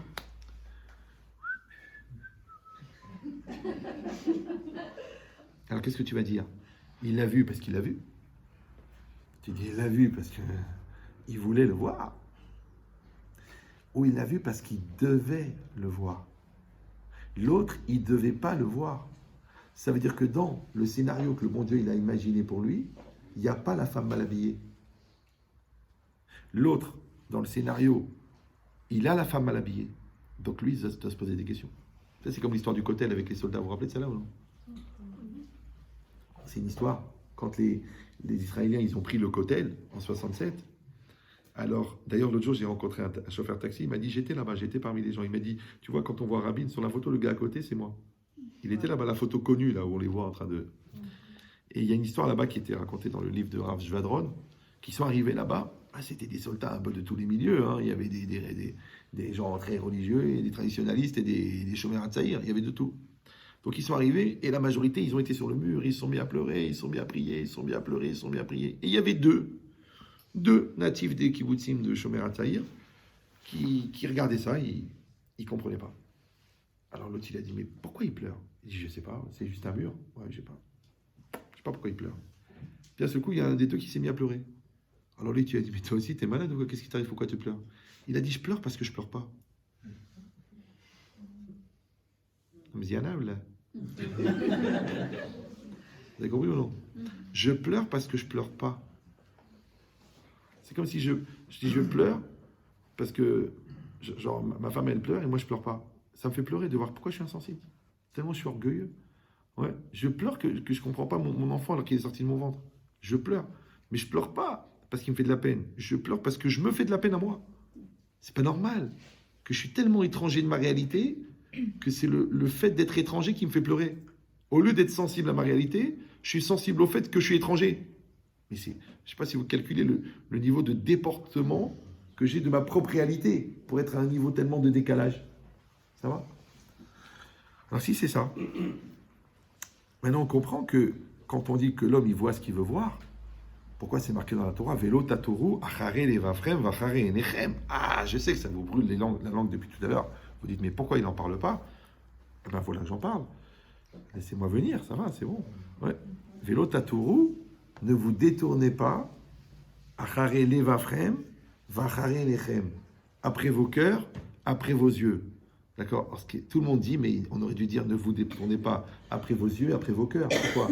Parce que d'abord on voit et ensuite on convoite. D'accord? Mais ce qui est intéressant, c'est que Rashi, il dit, là-bas sur place, il dit Ainaim ro'ot ve'alef chomed. Les yeux voient et le cœur convoite. Mais je comprends pas, Rashi ne tient pas compte de ce qui est marqué dans le pasouk. C'est marqué Velo tatoru achare levafrem vachare enechem. Maintenant, comme ce n'est pas le thème du cours, parce qu'il y a déjà un cours sur ça qui s'appelle Préserve tes yeux et ton cœur, mais là je vous donne juste un extrait dont on a besoin maintenant, c'est que si on dit encore une fois que la Torah, elle a parlé d'abord du cœur avant de parler des yeux, ça veut dire que c'est pas que ton cœur va réagir à ce que tes yeux voient, c'est que tes yeux vont voir ce que ton cœur désire. Par exemple, c'est un truc qui est très connu chez les hommes, n'écoutez pas vous. Ouais. Si vous êtes dans une pièce avec du carrelage, et vous entendez des talons. Il n'y a rien. Vous entendez les talons. Maintenant, les talons, déjà, ils vous disent que c'est une personne qui vient avec des talons très fins, parce que sinon, vous auriez entendu des mocassins, ouais. Et ces talons, ils sont tenus par une personne qui est grande et qui a une démarche rapide, donc elle est fine, et puis elle est lancée, et puis elle est bien habillée, et puis elle a des longues jambes. Regarde jusqu'où tu es parti sur le bruit des talons. On le dit d'ailleurs, c'est le réflexe de l'étalon. Ça, c'est la force du lève. Maintenant, si on dit que le lève, encore une fois, c'est pas seulement l'endroit des sensations et des émotions, c'est l'essence de l'être. D'accord? Et pour ça, le lève, c'est le centre, c'est le cœur. Comme on parle du cœur du fruit ou du cœur de la ville. Donc le lève, c'est le cœur de l'homme. Maintenant, à Kol Novea Me'alev, tout vient du cœur. Maintenant, quelqu'un qui connaît son cœur, en vérité, c'est ce qu'on a dit tout à l'heure, c'est celui qui a le portrait robot de son intériorité. Donc il connaît en lui le jeu, il connaît le Yetzer Hara, il connaît ses pulsions, il connaît ses forces, il connaît ses faiblesses. Il connaît ses plus, il connaît ses manques. Il connaît tout ça. Donc il a une vraie connaissance de lui-même. Maintenant, si lui, il est dans cette connaissance-là, il sait exactement d'où est-ce qu'elle vient, cette image qu'il est en train de voir, puisqu'elle n'est que la projection de ce qu'il a dans le cœur. Vous suivez ou... Donc ça veut dire quoi? Ça veut dire que quand on dit ce qu'on appelle la vision réelle, d'accord? Il y a ce que je vois, ouais, la vision réelle. Mais en vérité, même ça, c'est une illusion d'optique. Bah oui, parce que la fille qui est amoureuse, elle ne voit pas les défauts de son copain. Tout le monde lui dit, mais attends, il n'est pas sérieux, il fume des joints toute la journée, il ment, il drague ta sœur. Ouais, mais parce que vous êtes jalouse. On dit l'amour est aveugle. Bon, il y a un autre mot, mais bon, c'est... Ouais. Je dis, mais tu vois rien, mais t'es aveugle ou quoi? On dit, ouais, je sais pas.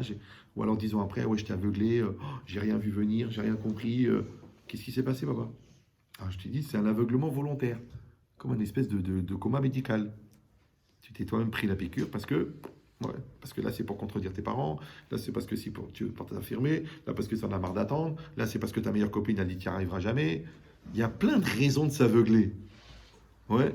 Mais ça fait que ta vision réelle elle-même, en vérité, elle n'est pas objective.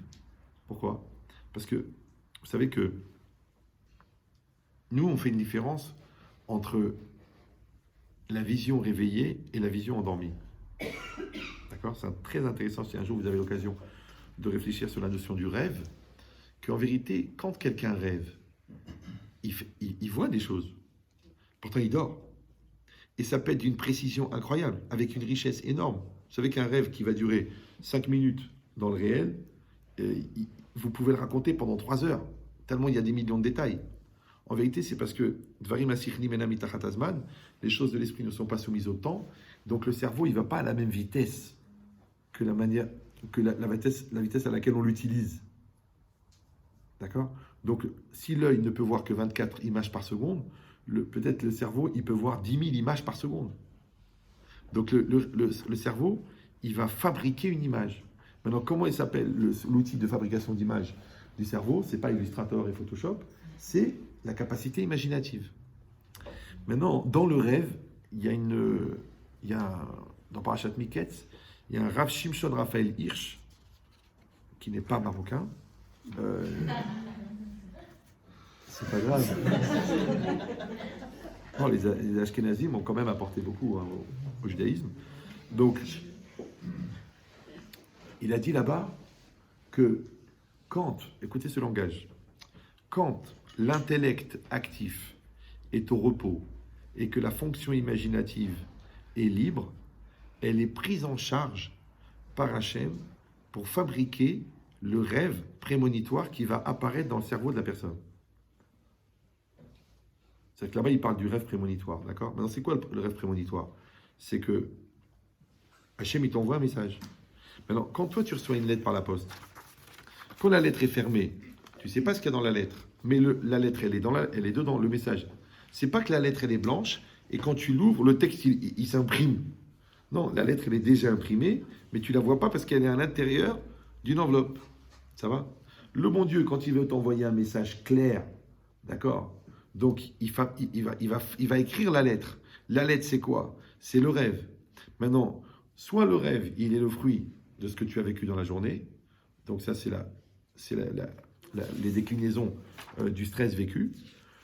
Soit, deuxième catégorie de rêves, ce sont les rêves du milieu de la nuit, qui sont des rêves d'impureté avec un ange féminin pour les hommes et un ange masculin pour les femmes, comme ça l'explique le Maharsha. Soit le rêve du matin, qui est le rêve prémonitoire, que Hachem veut t'envoyer un message. Maintenant, nous, on prend juste ce dernier type de rêve, que le bon Dieu veut t'envoyer un message. Maintenant, comment il va faire pour écrire le message? Puisque c'est toi qui as l'ordinateur. Donc, qu'est-ce que je vais faire, moi? Je vais aller pendant que tu dors, je vais allumer ton ordinateur, et je vais écrire un message. Quand tu vas ouvrir l'ordinateur le matin, tu vois un document Word. Tu dis, oh, il y a un message. Et je le lis. D'accord? Ben, c'est exactement pareil. Il dit le Shimshon Raphaël Hirsch, quand ton intellect actif est éteint, parce que tu dors, tu es inconscient, ta fonction imaginative, elle n'est plus contrôlée par ton intellect actif.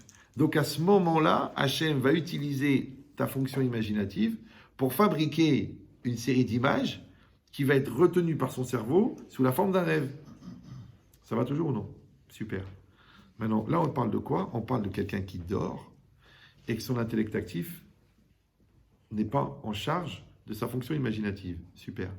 Mais même quelqu'un qui est réveillé, d'accord? Mais qui a une tendance un peu à rêver et qui a une grande imagination et qui croit que Harry Potter est une réalité réelle et qui n'a pas développé une structure cérébrale très très puissante et très affirmative et qui aime bien laisser son esprit partir à l'imagination. Eh bien, dis-moi, tu poses une question. Est-ce qu'il est en train de voir ce qu'il est en train de voir ou est-ce qu'il est en train de voir ce qu'il est en train de rêver? C'est que même notre cerveau, il participe à notre vision réveillée. C'est quand je suis réveillé, je vois ce que je vois.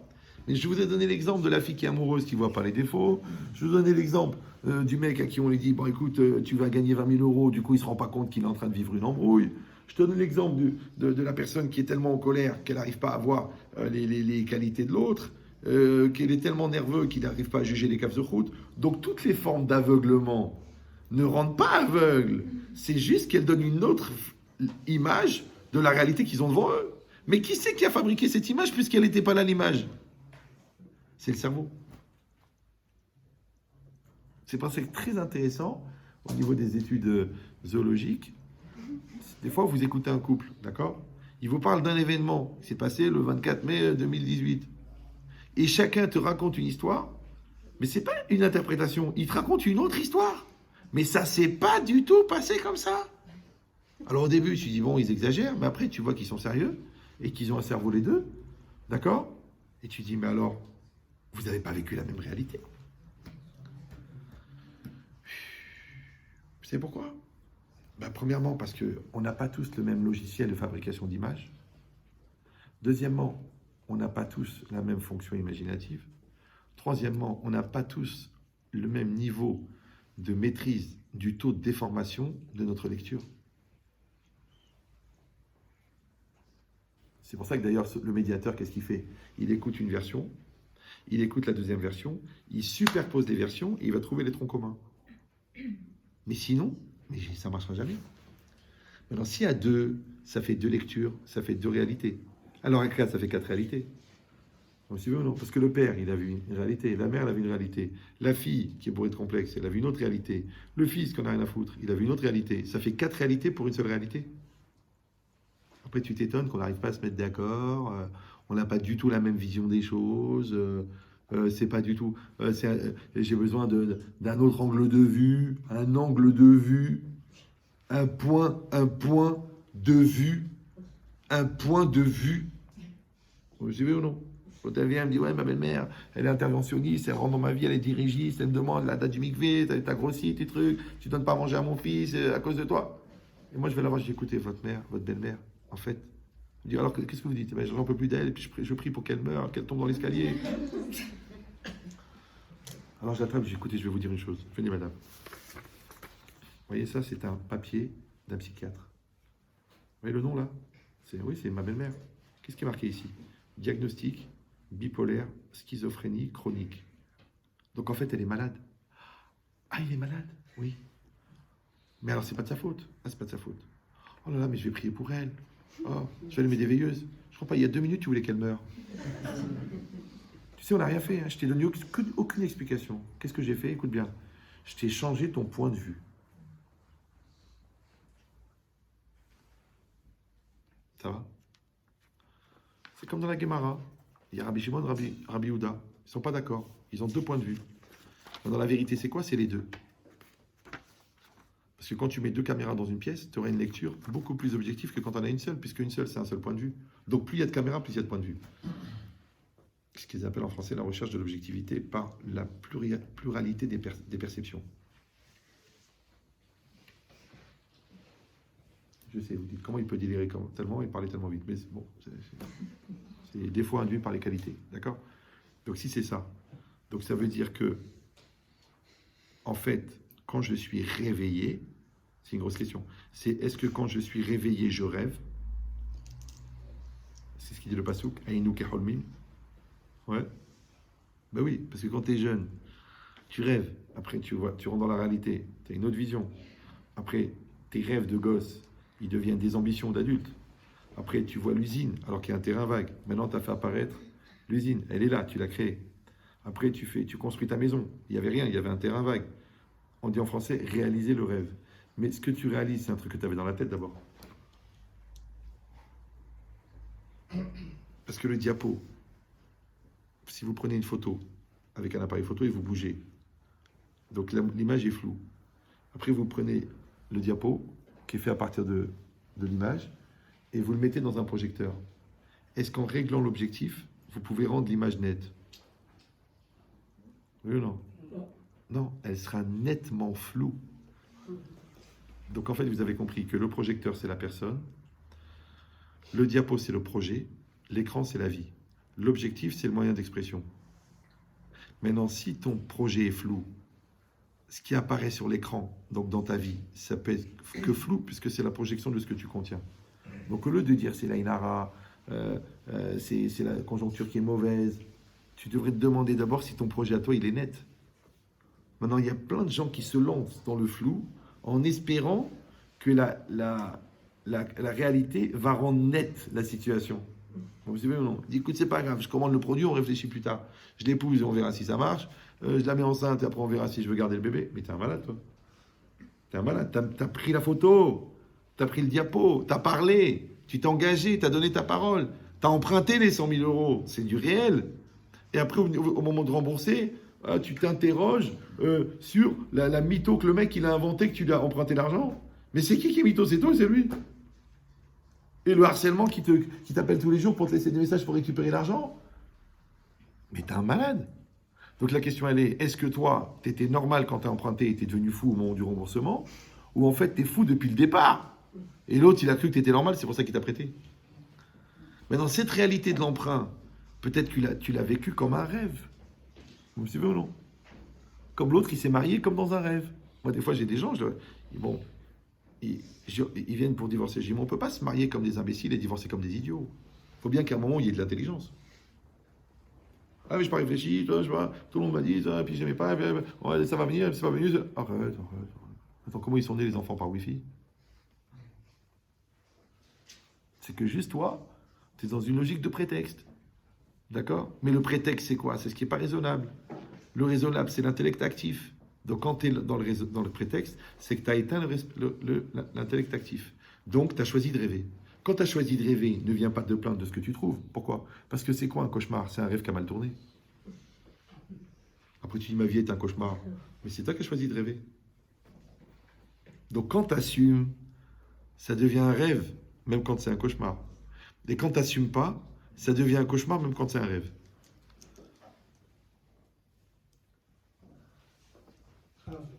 Et l'inconscient là-dedans, qu'est-ce qu'elle revient? Parce qu'on dit que l'inconscient est oui, bien sûr. très important. Encore une fois, mais dans la Torah, elle veut qu'on remonte très très haut à l'intérieur de la maîtrise.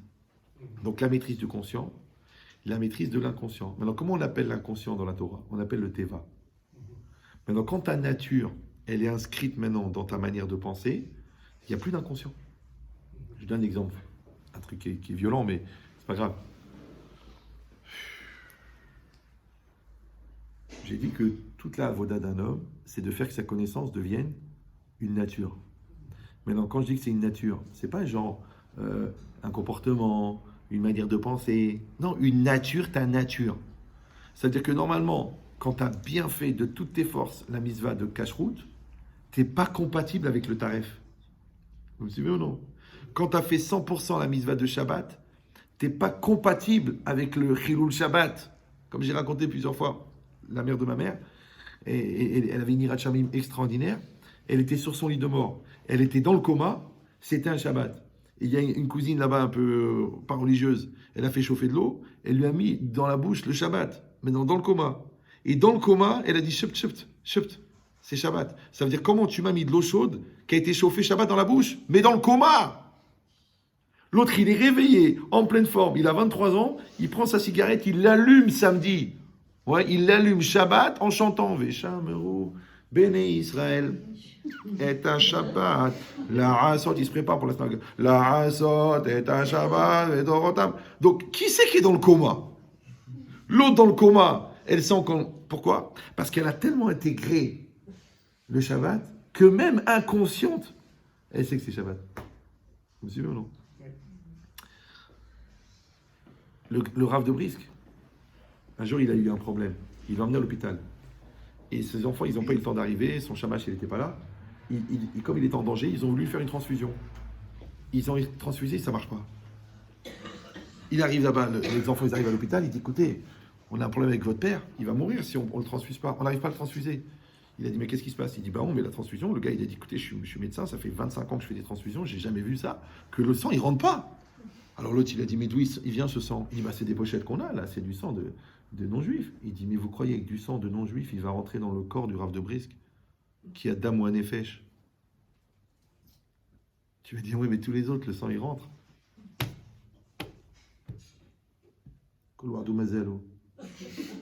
Pourtant, il est inconscient, là. Il est inconscient. Il est dans le coma. Et le sang, il rentre pas, parce qu'il n'est pas compatible. Vous me suivez ou non? C'est-à-dire que tu peux arriver à une nature où même ton inconscient, il est dans la Torah. Je sais que c'est très loin pour vous. Vous dites, attends, Alvaï, déjà que mon conscient, il sort dans la Torah. Comment je suis en Israël, je sors toute nue dans la rue, je ne me rends même pas compte que c'est assourd. Alors comment mon conscient, il va arriver? Alors si déjà mon inconscient... Non, c'est pas grave. Donc ici c'est ça la perception. Vaïssa et Aïna Vaïar. D'accord? Il a levé les yeux, il a vu. C'est toute cette préparation qu'on fait au niveau intérieur pour que, au moment où je vais lever les yeux, je vais voir. C'est pour ça que Lot, qui était quelqu'un d'intéressé, parce que c'est toujours plus facile de parler de l'autre que de parler de nous-mêmes. Même la femme de l'autre, d'ailleurs. Ouais. Eh bien, l'autre, c'était quelqu'un d'intéressé. Donc, il côtoyait la Rouhaniout, il vivait à côté d'Avram Avinu, qui était la lumière du monde, mais lui, c'était un cupide qui pensait qu'à l'argent. À tel point qu'il a été prêt à s'installer à Las Vegas, à Sdom, par intérêt. Alors que ses enfants étaient en danger, que sa spiritualité était en danger, que sa Kedusha était en danger, mais il a été là-bas. Donc quand c'est marqué Vaïssa et Einav, Vayar et Kol Kikara Yarden, pourquoi qu'est-ce qu'il a vu? Parce qu'il a vu son intérêt, parce qu'il a vu qu'il a du bétail, et là-bas il y a des champs, il y a de l'herbe, donc il sait qu'il va gagner beaucoup d'argent. Donc celui-là, il regarde l'argent avant sa famille, il regarde l'argent avant la spiritualité. Ouais. Donc ce qu'il a vu, c'est quoi? C'est ce qu'il avait dans le cœur. Après, les gens, ils disent, bon, mais vous savez, ils font des compromis. Alors, qu'est-ce qu'ils font? Ils disent, on va mettre la spiritualité dans la matérialité. À l'époque, il y a très longtemps, il y avait le sentier. Je ne sais pas si vous vous rappelez à l'époque. Ouais. Maintenant, c'est devenu Shinanton, mais à l'époque, c'était le sentier. Et Rav Eman, il donnait des cours avec des gens du sentier. Et quand il a voulu créer la yeshiva, les gars, ils lui ont dit, mais Rav, pourquoi vous faites une yeshiva en dehors de Paris? Faites la yeshiva dans Paris, à côté de nous. Comme ça, on sort du travail, on va au sentier.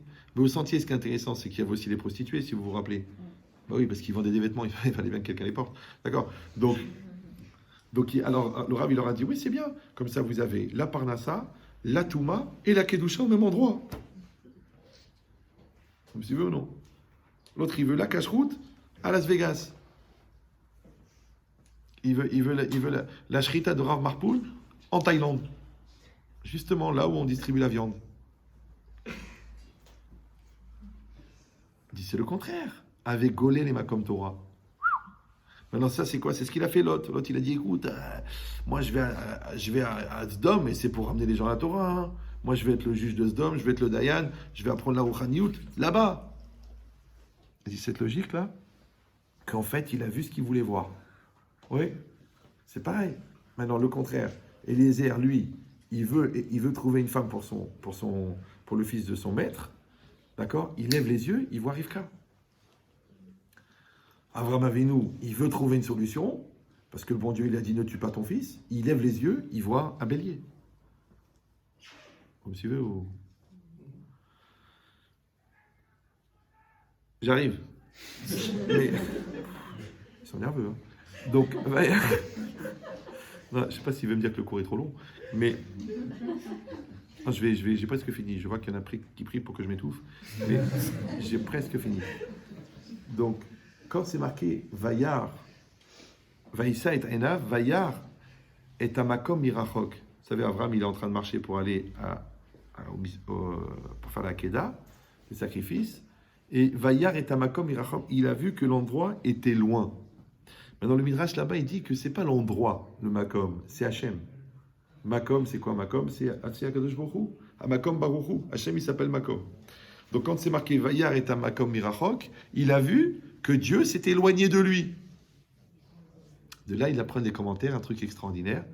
C'est que, en fait, au moment de l'épreuve, tu sens une distance de Dieu. Pourquoi est-ce que quand on passe un examen, on a envie d'aller aux toilettes? Pourquoi quand on est confronté à l'autre, on a mal au ventre? Pourquoi tant qu'on doit se remettre en cause, on a mal au ventre? Ouais. Pourquoi quand on doit rembourser, c'est difficile? Pourquoi quand on doit emprunter, c'est simple? Pourquoi? Parce qu'en fait, la seule manière de grandir, c'est d'assumer sa connaissance.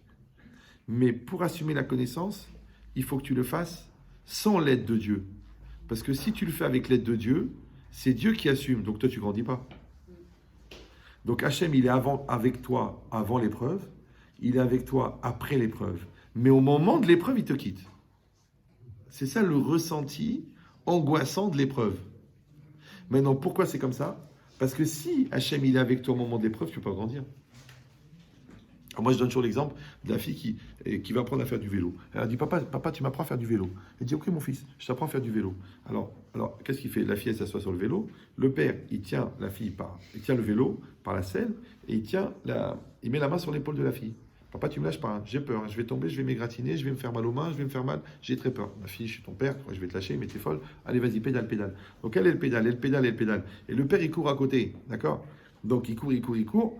Alors il dit, écoute ma fille, c'est pas évident de courir avec toi parce que tu vas vite. Alors il dit, j'enlève la main de l'épaule. Mais t'en fais pas, je suis avec toi, je tiens la main de la selle. Mais elle ne sait pas parce que la selle est derrière elle. Alors, et puis à un moment, il lâche la selle, mais il continue à courir à côté. Elle dit, papa, tu me tiens? Bien sûr que je te tiens, mais tu es folle ou quoi? Je vais te laisser, bien sûr, je te tiens. Et elle pédale, elle pédale. Puis à un moment, il s'arrête. Et elle continue à avancer. Alors il dit, papa, tu es à côté? Bien sûr, ma fille, concentre-toi sur le guidon, regarde devant toi. Allez, pédale, pédale de l'autre côté. Et elle a appris à faire du vélo. Donc la seule manière d'apprendre à faire du vélo, c'est que ton père te lâche. C'est pour ça que c'est bien aussi à un certain âge pour l'enfant qu'il aille un peu en dehors de la maison, qu'il aille manger du chien. Parce que quand il trouve que la bouffe de la maison elle n'est pas évidente, qu'il aille à la yeshiva, il va comprendre que c'est la mort. Qu'il aille à l'armée manger du chien, il va voir qu'est-ce que c'est la bouffe.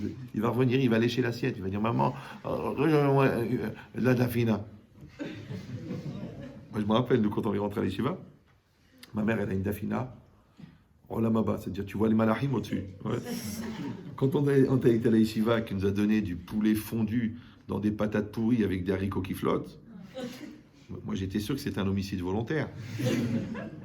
Il faisait cuire des harengs, mais tu sentais la mort jusqu'au pont de la yeshiva là-bas. Tu dis tiens, je vais partir en déportation pour arrêter de sentir cette... Alors quand on rentre à la maison et qu'on regoûtait le goût de la shechina, on apprécie. Malheureusement, ça s'appelle le contraste. Ouais. Donc c'est exactement pareil. Que quand il a ressenti la distance de Dieu, Vayar et Tamakom Mirachok, il a vu qu'Hachem s'est éloigné. Ouais. Donc c'est comme toi, t'en veux à tes parents qui te laissent tomber, mais c'est la seule manière de grandir. T'en veux au prof de te laisser tout seul avec la feuille, c'est ça l'examen. Tu as une feuille, un stylo et une table. Tu dis, mais où est l'ambiance? Où sont mes livres? Où sont mes antisèches? Où sont mes copains? Où est la classe? Où est l'ambiance? Où est les encouragements? Il n'y a rien. Ça s'appelle un examen. Examen, extérieur, âme de l'âme. Ça va te faire sortir ton âme. Pourquoi? Parce que l'examen, c'est pas pour savoir ce que tu sais. C'est pour voir ce que tu es devenu grâce à ce que tu as appris. Parce que ce que tu sais, on a le contrôle continu, on a les notes de toute l'année. Donc pourquoi tu passes l'examen? Donc peut-être pareil. Tu as appris la Torah? Ok. Tu as écouté les cours? Ok. Avant, on va te faire des examens. Les examens, c'est les épreuves. L'épreuve, elle va faire ressortir, non pas ce que tu sais de la Torah, mais ce que tu es devenu grâce au travail que tu as fait sur toi. Maintenant, si tu as écouté 24 cours sur la colère, mais tu te mets en colère, tu as un problème. C'est que tu n'es pas devenu ce que tu as appris. Après, tu pourras toujours dire, oui, mais c'est un cas spécial, vous ne la connaissez pas, elle est folle. Ok. Évidemment, toute la vie, c'est des exceptions. Non, il n'y a pas d'exception. C'est juste, est-ce que tu arrives? Est-ce que tu es devenu ce que tu as appris ou tu n'es pas devenu? Maintenant, quand il y a Avram Avinu, Vayar et Tamakom, ça veut dire, vous avez compris que c'est une sensation spirituelle. D'accord? C'est comme si, Chas Shalom, tu viens à Rosh Hashanah et tu entends la prière et tu entends Hachem, ou Haelokim, Hachem, ou Haelokim, et tu ne ressens rien. Tu dis la vérité, je vois un film américain bien prenant, ça me bouge, et là je suis à la synagogue, il y a toute la synagogue en train de prier, et ça me fait rien. Tu dois réfléchir. C'est-à-dire que tu n'as pas le ressenti spirituel. Tu as le ressenti émotionnel, tu as le ressenti de la colère, tu as le ressenti quand quelqu'un te vexe, mais ça tu ressens au quart de tour. Hein. Tu as une sensibilité dans la susceptibilité, maintenant tu devrais devenir un référent. Par contre, la douleur de l'autre, la vérité, je ne le vois pas. Mais tu vois pas qu'il a mal? La vérité, non. Et c'est vrai que quand c'est toi qui tords le nez, tu ne peux pas sentir la douleur de l'autre. Ça s'appelle la solidarité. D'accord? Donc ça veut dire que quand Avram Avinu, il est arrivé et il a senti que Dieu s'était éloigné, ouais, c'est exactement l'inverse que quand il a demandé aux deux là. Est-ce que vous voyez le nuage là-bas au-dessus du Makom? Il ne le voyait pas. Jefpo et Mahamor. Ouais. Restez ici avec l'âne. Alors qu'est-ce que dit la Gemara? Am domé la Hamor. C'est-à-dire qu'il y a des gens qui vont être sensibles, des gens qui ne vont pas être sensibles. Mais Hamor, ça veut dire l'âne. Et Chomer, c'est la matière. Maintenant, la matière, c'est le contraire du spirituel. Donc en général, quand tu es sensible à la matière, tu es insensible à la spiritualité. Et le contraire, quand tu es sensible à la spiritualité, tu es insensible à la matière. Pourquoi? Parce que Hachem, il a fait un truc extraordinaire, c'est qu'il a caché le spirituel dans la matière. Donc, il faut sublimer la matière pour atteindre le spirituel. Mais comme il faut passer par la matière pour atteindre le spirituel, malheureusement, il y en a beaucoup qui s'arrêtent en chemin. Ils s'arrêtent sur la matière. Par exemple, vous savez que la femme a un défaut majeur. Vous le savez? Non? C'est qu'elle est belle. La femme est belle. D'accord? Toujours tu dis, mais je comprends pas. C'est une femme, c'est un homme. C'est un visage. Bon là, elle a des cheveux longs. Pourquoi c'est beau? C'est bizarre. Pourquoi elle est belle, la femme? C'est bizarre, non? Maintenant, le problème, c'est que chaque qualité, elle induit un défaut. Par exemple, les gens qui sont déterminés, si ils ne gèrent pas leur détermination comme de la détermination, ça devient de la psychorigidité et de l'entêtement. Parce qu'un défaut, c'est une qualité mal employée. Donc la beauté de la femme, elle est très intéressante puisqu'elle attire l'homme vers la femme. C'est pour ça qu'ils se marient. D'accord?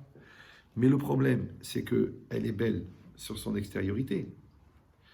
Donc, ça donne un défaut extrêmement grave chez l'homme, très très fort. C'est qu'un homme, il met des années, et je n'exagère pas, à comprendre que sa femme n'est pas un objet. Les goïms, ils ont renoncé, eux. Ils disent carrément l'objet du désir. Donc quand tu mets un homme en face d'une femme, il y a l'homme, c'est la personne, et la femme, c'est l'objet. Donc le nisayon de l'homme, c'est quoi l'épreuve de l'homme? C'est de voir la personne de sa femme au-delà de l'objet femme. Pour ça qu'il y a la nida, pour ça qu'il y a le respect, pour ça qu'il y a les chiyuvim, les obligations, la gentillesse, la douceur, le shalom bayit, c'est pourquoi faire. C'est juste pour que tu vois que malgré qu'elle n'a pas de corps, elle est quand même une personne. Mais si tu fais la gueule pendant la nida et tu es très gentil pendant la non-nida, c'est que tu es un consommateur. Mais si tu l'apprécies autant quand elle est interdite que pas interdite, c'est que tu lui donnes le droit d'être une personne au-delà du fait qu'elle a un corps. Maintenant, c'est tellement vicieux le jeu que même la femme, elle rentre dans le jeu, qu'elle croit que la sensualité, c'est une forme de valorisation. Alors qu'en vérité, c'est juste que tu as valorisé l'objet que tu es, au lieu de valoriser la personne que tu es. Ça s'appelle le décolleté. Ça s'appelle la mini-jupe. Moi, par exemple, je ne vais pas venir avec une chemise à fleurs ouverte, sur un torse poilu, avec un rail en or, avec une touche de cheveux qui te dit, mais attends, il sait quoi faire avec quoi? Avec le pétard qu'il a fumé, et avec un pantalon fendu, avec un déhanchement comme ça, pour vous expliquer la Torah. Pourquoi? Parce que ce que j'ai à dire est plus intéressant que ce que j'ai à montrer. Vous me suivez ou non? Donc celui qui a beaucoup à montrer, ça veut dire qu'il n'a rien à dire.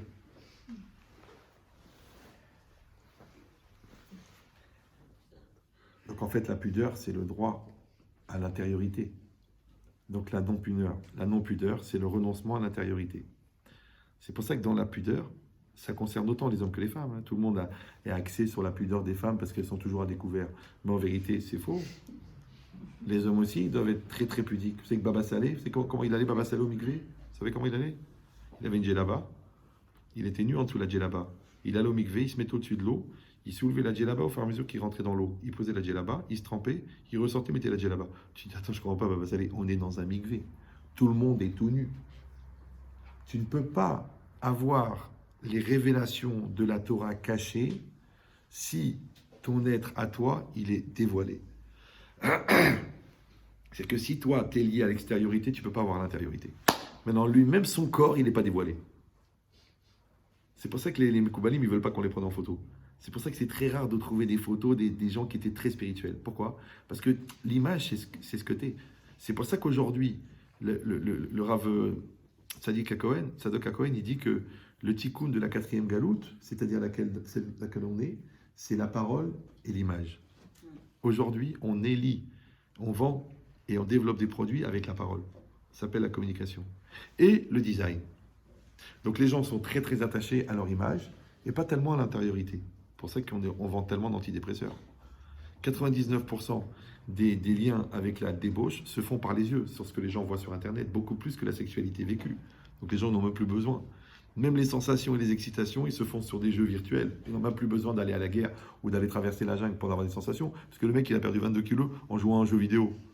Donc plus on va dans l'extériorité, dans le virtuel, dans l'image, et on baisse la réalité physique de la personne. Donc si vous ou non. Voilà. Après, c'est juste une question. Est-ce qu'on en est conscient et on veut participer à ce PAC, ce qu'on appelle en philosophie, c'est-à-dire un piège à... D'accord. Ou alors non, on veut échapper à ça et on veut être dans le réel. Le réel de la Torah, c'est le yesh. D'accord. Et le réel de la réalité, c'est le N. Le N de la Torah, c'est le yesh de la réalité. Et Hachem, il a dit les Anchil o Havai yesh, pour faire hériter à ceux qui m'aiment le yesh, c'est-à-dire le réel. Maintenant, le réel, il est spirituel, il n'est pas réel. Maintenant, quand tu as une réalité spirituelle, tu vois la réalité d'une autre lecture. Mais quand tu n'as pas de réalité spirituelle, même, attention, même ta réalité, elle est virtuelle. C'est pour ça que tu vois que les gens s'angoissent pour des faux problèmes, qui divorcent pour rien, qui se trompent dans les priorités, qui mettent tout le temps au travail, s'occupent pas de leur famille, après ils se stressent à l'intérieur, ils se détruisent mentalement, ils font des phobies chroniques. Pourquoi? Parce que tu es dans le virtuel. Or, le virtuel n'est pas structurable et n'est pas structurant. Ça s'appelle les faux problèmes. Maintenant, ça ne sert à rien de chercher des vraies solutions à des faux problèmes. Ça ne marche pas. Tu dis, mais attendez, je crois que j'ai la vraie solution. Oui, mais c'est un faux problème. Oui, mais Rav, encore cet après-midi, pendant 1 heure avec une dame, je dis, mais madame, c'est un faux problème. La fille, elle a inventé une histoire, elle a monté une cabale, elle a détruit la famille entière. Oui, mais peut-être qu'elle a un problème, peut-être qu'il faut lui expliquer. Mais tu ne peux pas lui expliquer puisqu'elle est dans la mytho. Elle s'est elle-même fabriqué une souffrance et elle-même, elle est partie dans un délire psychiatrique sur la base de rien.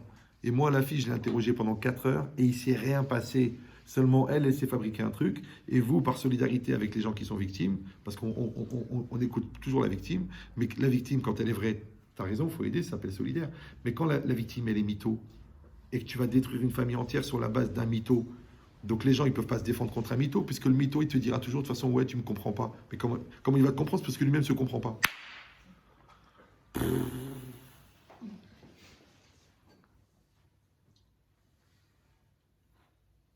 Donc si quelqu'un ne sait pas fabriquer des yeux émettent et un cerveau émette, eh ben il va partir dans la mytho. C'est pour ça que c'est très très très très très important de créer cette intériorité spirituelle mature. Aujourd'hui, il y a beaucoup de propositions, d'accord? Les gens, ils rêvent, les gens, ils flottent, les gens, ils étudient des textes qui ne comprennent rien pendant des années, sous prétexte que la Neshama, elle comprend. Mais les Khamim t'ont donné un ordre. Ils t'ont dit d'abord, tu fais le Chumash, après tu fais la Gemara, et tu t'esquintes la tête sur les raisonnements. Et après, tu commences à faire du Zohar, du Midrash et de la Kabbalah. Mais les gens, ils veulent directement la Kabbalah. Pourquoi? Parce que comme ils ne comprennent rien, ils ont l'impression de participer à quelque chose de grand. Mais la vache non plus, elle ne comprend pas comment est-ce qu'on fait fonctionner un téléphone. Et elle n'est pas impressionnée. Parce que tu n'as jamais entendu une vache dire « Oh la vache !» Donc il faut beaucoup travailler pour structurer son esprit, pour maîtriser ses émotions, pour savoir qui on est, pour gérer son Yetzer Hara, pour aller dans le rationnel très très loin, et après seulement aller dans l'irrationnel. Parce que la seule manière de survivre à l'irrationnel, c'est que ton rationnel, il est tellement fort que tu peux même l'utiliser dans l'irrationnel. Mais quand tu commences par l'irrationnel, que tu arrêtes d'utiliser ton cerveau parce que c'est une autre approche de la religion, et que tu te bourres la gueule et tu fumes des joints sous prétexte que c'est une autre manière d'approcher le divin, et tu t'appelles ça la religion juive. Et tu crois qu'on a eu des prix Nobel à force de fumer des joints? Tu crois qu'on a eu les plus hauts niveaux de Torah à force de prendre de l'alcool? C'est pas la religion juive, ça. C'est un truc qui ressemble, c'est un club. Donc si c'est ça maintenant, on a compris ce que Avraham Avinu il a ressenti en tant que réalité spirituelle. Alors après le dernier, mais là il est tard, on est à 1h34. Vous avez encore 7 minutes ou c'est trop? Parce que comme c'est le premier cours, je ne peux pas calculer le timing exact. C'est la première fois que je le dis. Je vous le fais quand même ou vous êtes fatigué? Bon. Et ça c'est un très très très beau midrash. C'est qu'on a dit que quand Avraham Avinu, Hachem lui a dit de renoncer à la Hakeda, tout de suite, il est apparu le bélier. D'accord? Et quand Eliezer, il a demandé à Hachem, envoie-moi une femme pour Yitzhak, tout de suite, elle est apparue Rivka. Alors, il y a un midrash incroyable. Regardez ce midrash. Il faut se remettre dans le contexte. Vous savez, quand Yaakov, quand Yitzhak voulait bénir Esav, oui, il a dit à Esav, va chasser, ramène-moi à manger du gibier, tu le prépares, et tu me l'amènes et je te bénis. Rivka, elle a entendu que Yitzhak, il veut bénir Esav. Dès qu'Esav il est parti, elle a été voir Yaakov, elle lui a dit, mets les habits de Esav, prends deux petits moutons là, je vais te les cuisiner, tu les amènes à ton père et tu prends la bracha de ton père. Ça, c'est le contexte. Maintenant, quand Yaakov est rentré dans la tente de Yitzhak en se faisant passer pour Esav, vous suivez toujours? Yitzhak, il a dit une chose incroyable. Il a dit, Mazé mi arta limtso beni. Comment ça se fait que tu as fait tellement vite, mon fils, pour trouver? Parce que normalement, tu dois mettre 1 heure pour aller sur le terrain de chasse, au moins 1 heure pour chasser, 1 heure pour revenir, 1 heure pour cuisiner, ça fait 4 heures. Maintenant, même quelqu'un qui est aveugle, il a quand même la sensation du temps qui passe.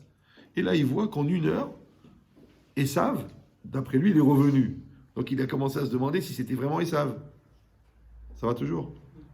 Donc maintenant, ça, c'est le mental de Yitzhak qui doute que c'est Esav et en posant la question, comment c'est possible que tu as fait tellement vite? Ça va? Regardez la réponse. Ana Yaakov. Yaakov lui a répondu. Maintenant, Yaakov, lui, il parle en tant que Esav. Ça va toujours? Je sais que vous êtes fatigué, mais il ne reste plus que 5 minutes. Il a dit comme ça. Qui a créé Hachem Elokecha Lefanai? Alors, il a présenté devant moi l'Éternel, ton Dieu. Ouais, ça veut dire quoi? C'est-à-dire qu'il a dit, tu sais, genre, dès que je suis arrivé sur le terrain de chasse, il y avait l'animal. Donc, j'ai pu le tuer tout de suite. Genre, c'est le bon Dieu qui me l'a envoyé. Ça va? Genre, Mina Shamaim. Un peu comme ta fille, quand elle va pas à l'école, elle te dit, Mina Shamaim, le prof, il est mort. D'accord. Les pauvres, les profs, qu'est-ce qu'ils subissent? Alors, ça, c'est ce qu'il a dit, Yaakov. D'accord? Donc, Yaakov, se faisant passer pour Esav, il a dit ce langage qui a créé Hachem Elokecha Lefanai. Il a présenté, écrit, c'est Lachon Mikré, c'est un langage de hasard. D'accord? Donc ça veut dire, ça s'est présenté devant moi que l'animal était là tout de suite. Ça, c'est l'argument. Alors, dans le Midrash Rabbah, sur ce passouk-là, il y a une marloquette Rabbi Yochanan et Resh Lakish. D'accord? Il y a une discussion entre Rabbi Yochanan et Resh Lakish. Chadamar, il a dit, sûrement Rabbi Yochanan, il a dit, donc maintenant c'est Yaakov qui parle à Yitzhak. Vous me suivez ou non? Maintenant, vous savez qu'Yitzhak, il a subi la Hakeda. Ok. Donc l'argumentaire de Yaakov, c'est pas de dire genre, tout de suite il s'est présenté l'animal. En fait, il a dit comme ça. Im le korbanecha, imtsi lecha kadosh baruch hu. Si déjà pour ton korban, Hachem, il l'a envoyé tout de suite. Parce que dès que Abraham, il a levé les yeux, il a vu le bélier.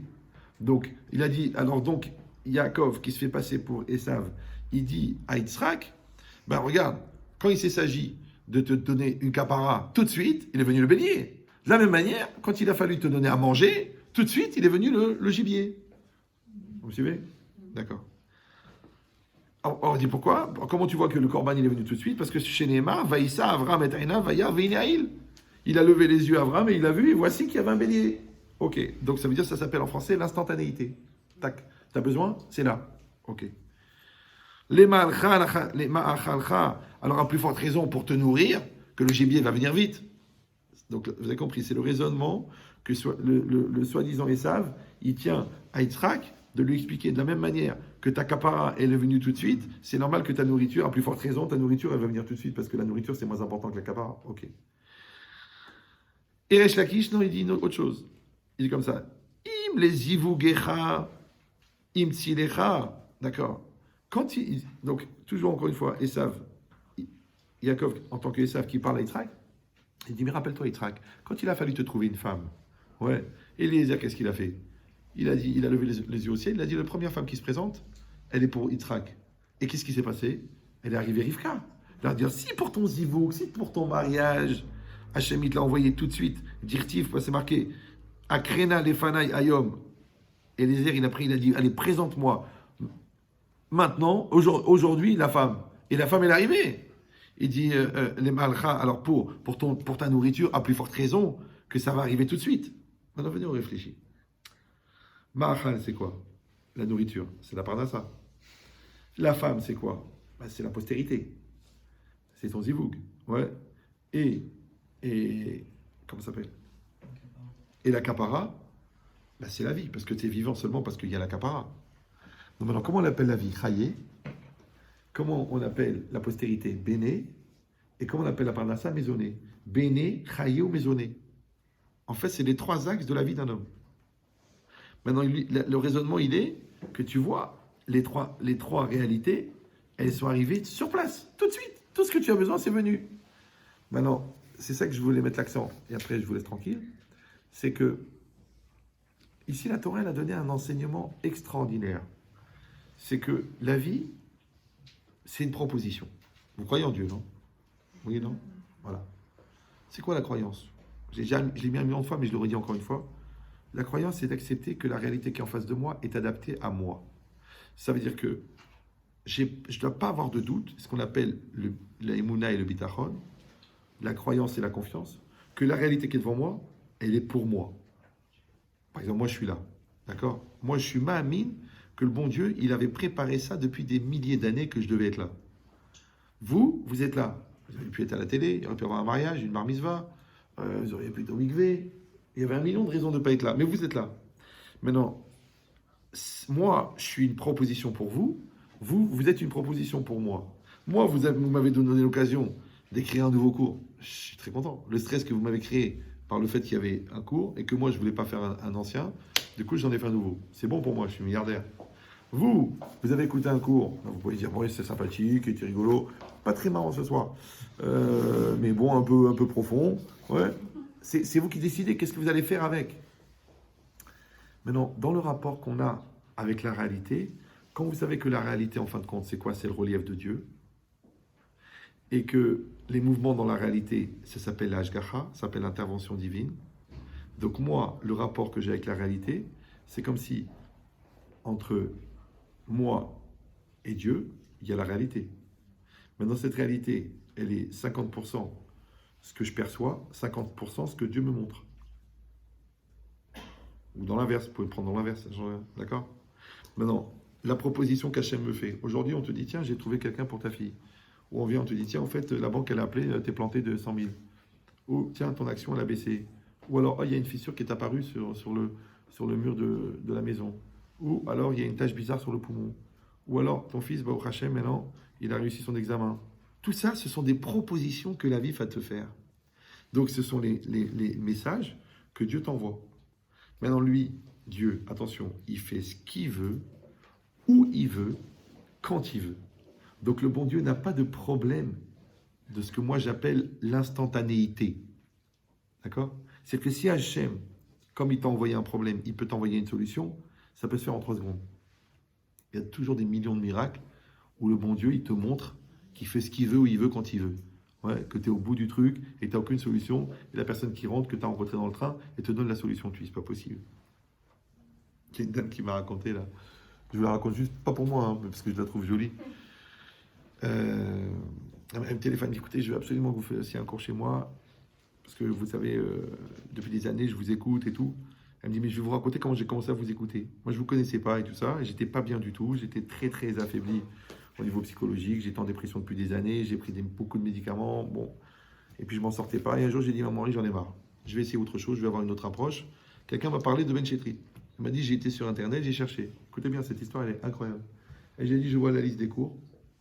Et j'en choisis un. Je suis la joie. J'ai dit, bon, c'est bien pour moi. Je suis pas bien. Je vais écouter ça. Et elle allume le cours. Et au début du cours, moi je dis, le cours est dédié pour la Refoua Shelema de Sarah Batrana. Mais elle s'appelle Sarah Batrana. Je ne sais pas si vous...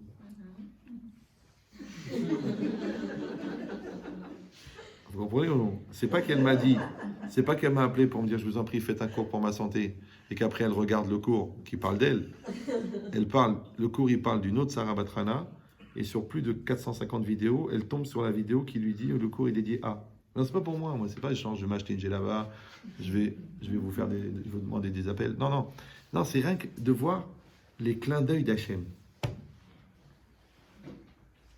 Maintenant, tu as un mérite de le voir, tu as un mérite de le vivre. Une autre fois, toujours en Israël, c'est le pays des miracles, j'étais sur la route pour aller à l'aéroport. Et il y a une fille qui m'appelle. Maintenant, moi, j'ai 3/4 d'heure de voiture. Elle m'appelle. Ah ben, chérie, voilà, je voulais vous dire, moi, je veux me marier. Nana, j'ai 35 ans et j'arrive pas à me marier parce que mes parents, ils sont contre et tout ça. Je dis, mais comment ça se passe? Elle m'a dit, oui, de toute façon, ils ont toujours été contre, ils m'ont cassé, ils m'ont détruit, ils m'ont dit que j'étais grosse, que j'étais bête, que j'étais idiote, que je ferais rien de ma vie. Et moi, j'ai fait des études, des longues études, et j'ai réussi l'examen, je suis sorti première promotion. Ils m'ont dit, de toute façon, c'est de la chance, de toute façon, t'es nul, t'es incapable. Après, j'ai amené des garçons, à chaque fois, ils m'ont dit, c'est pas ça. Après, j'ai fait ma LIA, ils m'ont dit, tu vas te planter, je me suis intégré. Après, j'ai dit, je fais les équivalents, ils m'ont dit, de toute façon, tu vas rater, j'ai réussi. Maintenant, j'ai trouvé un garçon, il est super, il est gentil, les trucs, mais ils veulent rien savoir parce que c'est pas de genre de leur famille, c'est pas de leur genre, c'est pas de leur style, c'est pas de leur niveau de religion, c'est pas de leur niveau de truc. Je dis, mais quel âge vous avez? 16 ans ou 17 ans? Il me dit que 35. Je dis, bah 35, si vous pensez que le gars il est bien et que vous êtes bien, et que vous voyez que vos parents ils vous ont prouvé de manière symptomatique une psychorigidité qui est proche de la dureté du titane, eh ben il faut vous marier. Alors il me dit, mais quand même, comment je vais faire? Bon, je dis, écoutez, dites au garçon qui m'appelle, je vais parler avec lui. Maintenant, je suis toujours dans le taxi. Le gars, il m'appelle. Et moi, je dis, écoute-moi bien. T'as quel âge? 36 ans. Moi, je suis le père de cette fille. Il dit, ah bon, je savais pas. Je dis, non. Et qu'est-ce que j'ai fait? Je l'ai scanné. Vous entendez là-bas ou non? Entendez pas. Je l'ai scanné, mais comme le père. C'est-à-dire, je lui ai fait sortir le sang des nerfs. Ouais. Quel âge t'as? Qu'est-ce que t'as fait? Pourquoi t'as fait ces études? Pourquoi tu travailles pas dans ton truc? Qu'est-ce qui s'est passé pendant cette période? Est-ce que t'as pris des médicaments? Est-ce que t'as souffert? Est-ce que t'as pris des joints? Comment ça se passe avec tes frères, tes sœurs? Est-ce que t'as des vices? Est-ce que t'as tordu? Je l'ai tué, je l'ai scanné. Et à la fois, au bout de 20 minutes, j'ai vu que le gars, il était bien, il était normal, il a survécu à Ben Chetri. J'ai rappelé la fille, j'ai dit, écoutez, moi, le gars, il est bien. Je suis pas Moshe Rabbeinu, mais moi, il est bien. Moi, vous avez ma bracha. Ok, il me dit, bon, je vais essayer, on va vous attacher. Écoutez bien, je rentre dans l'avion. Tel Aviv Paris Transavia, je monte dans l'avion, je suis à la rangée 11. À la rangée 10, un monsieur et une dame, ils se lèvent. Rabet Chetrit, Mila Shamaim, on doit vous parler. Notre fille, elle veut se marier avec un garçon qu'on veut. Les parents de la fille. Dans le même avion. Une rangée de différence. Croyez-moi qu'à 10 000 mètres d'altitude, je les ai foutus en l'air. Mais c'est intéressant, hein, la Hashgacha. Maintenant, il y a des dizaines d'histoires comme ça. C'est quoi? C'est-à-dire que ça existe, l'instantanéité, ça existe. Ouais. Je sais que pour vous, ça fait genre miraculeux. Ah non, c'est faux, c'est normal. Même toi, une maman qui arrête pas de penser à son fils, tu vas voir que tu l'appelles, il te dit, bah moi, je voulais te parler. C'est normal, ça existe, l'instantanéité. D'accord? L'autre, elle a mal au ventre, et l'autre, elle est en train d'accoucher. Mais elle ne voulait pas te faire peur. Elle t'a pas appelé pour te dire qu'elle accouche. Mais toi, tu as mal au ventre. Tu vas te dire, mais pourquoi j'ai mal au ventre? Parce que ma fille, elle est en train d'accoucher. C'est normal. D'accord? Ou tu sens que ton mari n'est pas bien. Tu l'appelles, tu dis, qu'est-ce qui se passe? Il dit, non, tout va bien, tout va bien. Écoute, on est mariés, on a toujours tout mis à plat. Dis-moi. Elle dit, ben voilà, j'ai un gros problème avec la banque et tout. Mais comment tu savais? Parce que tu l'aimes. Donc ça veut dire qu'en vérité, ça existe l'instantanéité. Mais le problème, c'est que la partie de Dieu, c'est-à-dire les 50 cm, quand je dis à 1 mètre, c'est que les 50 cm de Dieu, il va les faire à la vitesse de la lumière, puisque Dieu, il fait ce qu'il veut, où il veut, quand il veut. Mais le problème, c'est mes 50 cm à moi. Vous me suivez ou non? Ils sont loin, ils font 28 000 km. Pourquoi? Parce que Emouna, Bitachon, manque de confiance en soi, perte d'investissement, relativité des choses, manque de religiosité, j'ai pas la croyance de trucs, je suis trop cartésien, je suis trop analytique, j'arrive pas à m'investir dans les choses, j'arrive pas à y croire, j'arrive pas. Donc en fait, c'est moi qui rallonge la distance. Donc maintenant la question elle est, et c'est ça que je vais vous laisser tranquille après, c'est que comment est-ce qu'on peut reproduire l'instantanéité de Dieu, mais au niveau humain? C'est-à-dire comment est-ce qu'on fait pour faire nos 50 cm à nous à la même vitesse que Dieu, il fait les 50. Alors je vous donne le secret. La spontanéité et la sincérité de l'homme, ça correspond à l'instantanéité de Dieu. Ça veut dire que la Neshama, elle est au-delà du temps. Cette Neshama, elle produit une énergie très puissante qui, elle, est intemporelle. Quand elle va traverser mon psychique, elle va être alourdie par mon psychique. D'accord? Ma bêtise, mon angoisse, mes nerfs, mes stress, mes complexes. Elle va être polluée. Après, elle arrive dans mon corps, et là, il y a la flemme, il y a la réalité des choses, il y a le magasin, il est mal placé, et puis je suis gros, et puis j'arrive pas à monter les escaliers, et je suis cardiaque, et j'ai du cholestérol. Donc il y a une énergie énorme qui part de la Neshama, qui est infinie puisqu'elle est divine, mais qui est polluée du fait que quand elle arrive ensuite dans la réalité, eh ben, elle n'a plus de force, et puis elle n'a plus d'énergie, et puis elle n'arrive pas à bouger. Or comment c'est possible qu'il y a 30 000 watts à l'intérieur et 0,02 ampères à l'extérieur?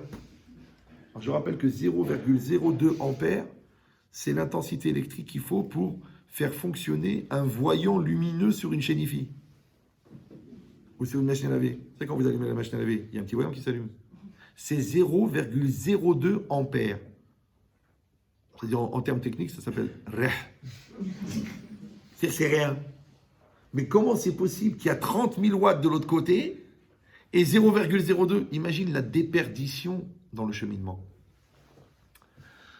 Donc la seule solution, c'est que quand quelqu'un, au niveau de son nefesh, il a fait Messirut Nefesh, il a développé sa Hirat Shamayim, il a développé sa confiance, il a développé son amour de la vie, il a développé son amour de la réalité. Après, au niveau de son corps, il arrive à dépasser sa flemme.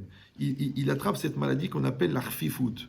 Il est dans la zrizout, il est dans la vélocité, il est dans la réactivité, il est dans la vitesse d'exécution, il est dans la perception de l'impulsion positive qui va l'amener à la réalisation du rêve. Celui-là, il a retrouvé la vitesse de l'instantanéité.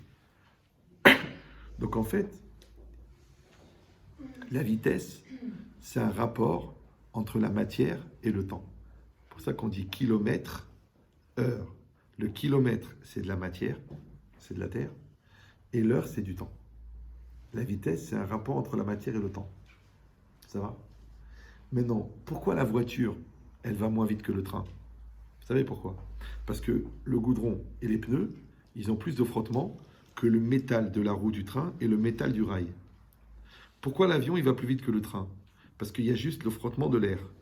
Pourquoi la fusée, elle va plus vite que l'avion? Parce qu'il n'y a même pas d'air. Donc vous voyez que moins il y a de matière, plus il y a de vitesse. C'est pour ça que les tzadikim, ils ont un cerveau qui va à une vitesse incroyable, et que les baltringues, ils ont un cerveau qui va à la vitesse du déplacement des Alpes. Tu dis, non mais t'as compris là? Tu vas en tenir compte? Vous savez, Laurel, des fois les gens, tu dis, mais attends, mais ça y est, t'as tout compris, vas-y, il faut y aller.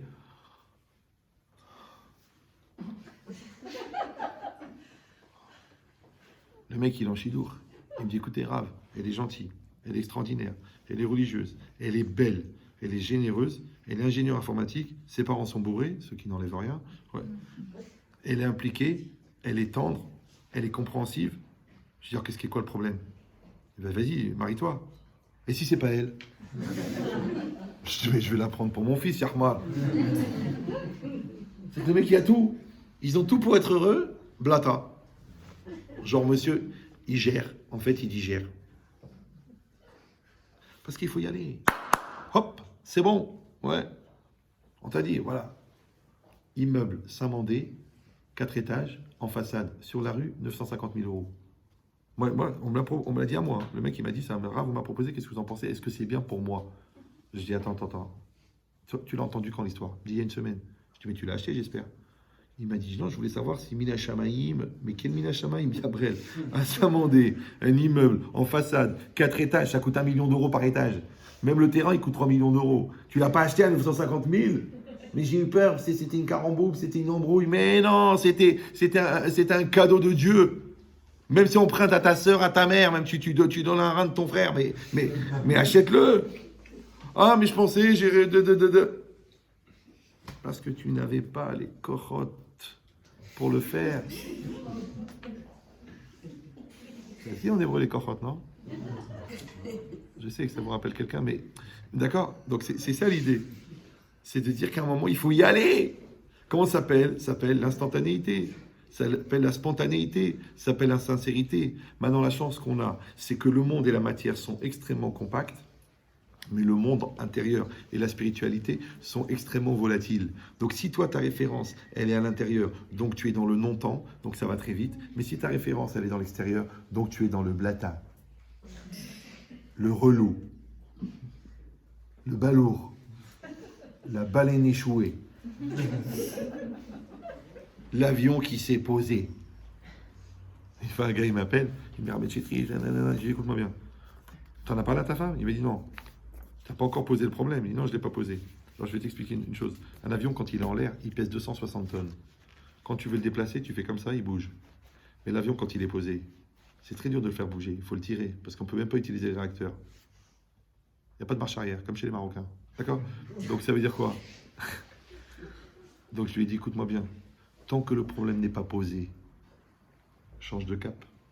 Parce que quand tu vas le poser, tu n'arrives plus à le bouger. Vous me suivez? C'est pour ça qu'il faut avoir ce qu'on appelle l'élasticité existentielle, l'arfifout, la réactivité intellectuelle, la réactivité physique, et ce que tu penses être vrai, ce que tu penses être bien, ce que tu penses être beau, ce que tu penses être pur, vas-y fonce. Mais quand tu commences à dire sur quelque chose d'évident que tu as besoin de réfléchir,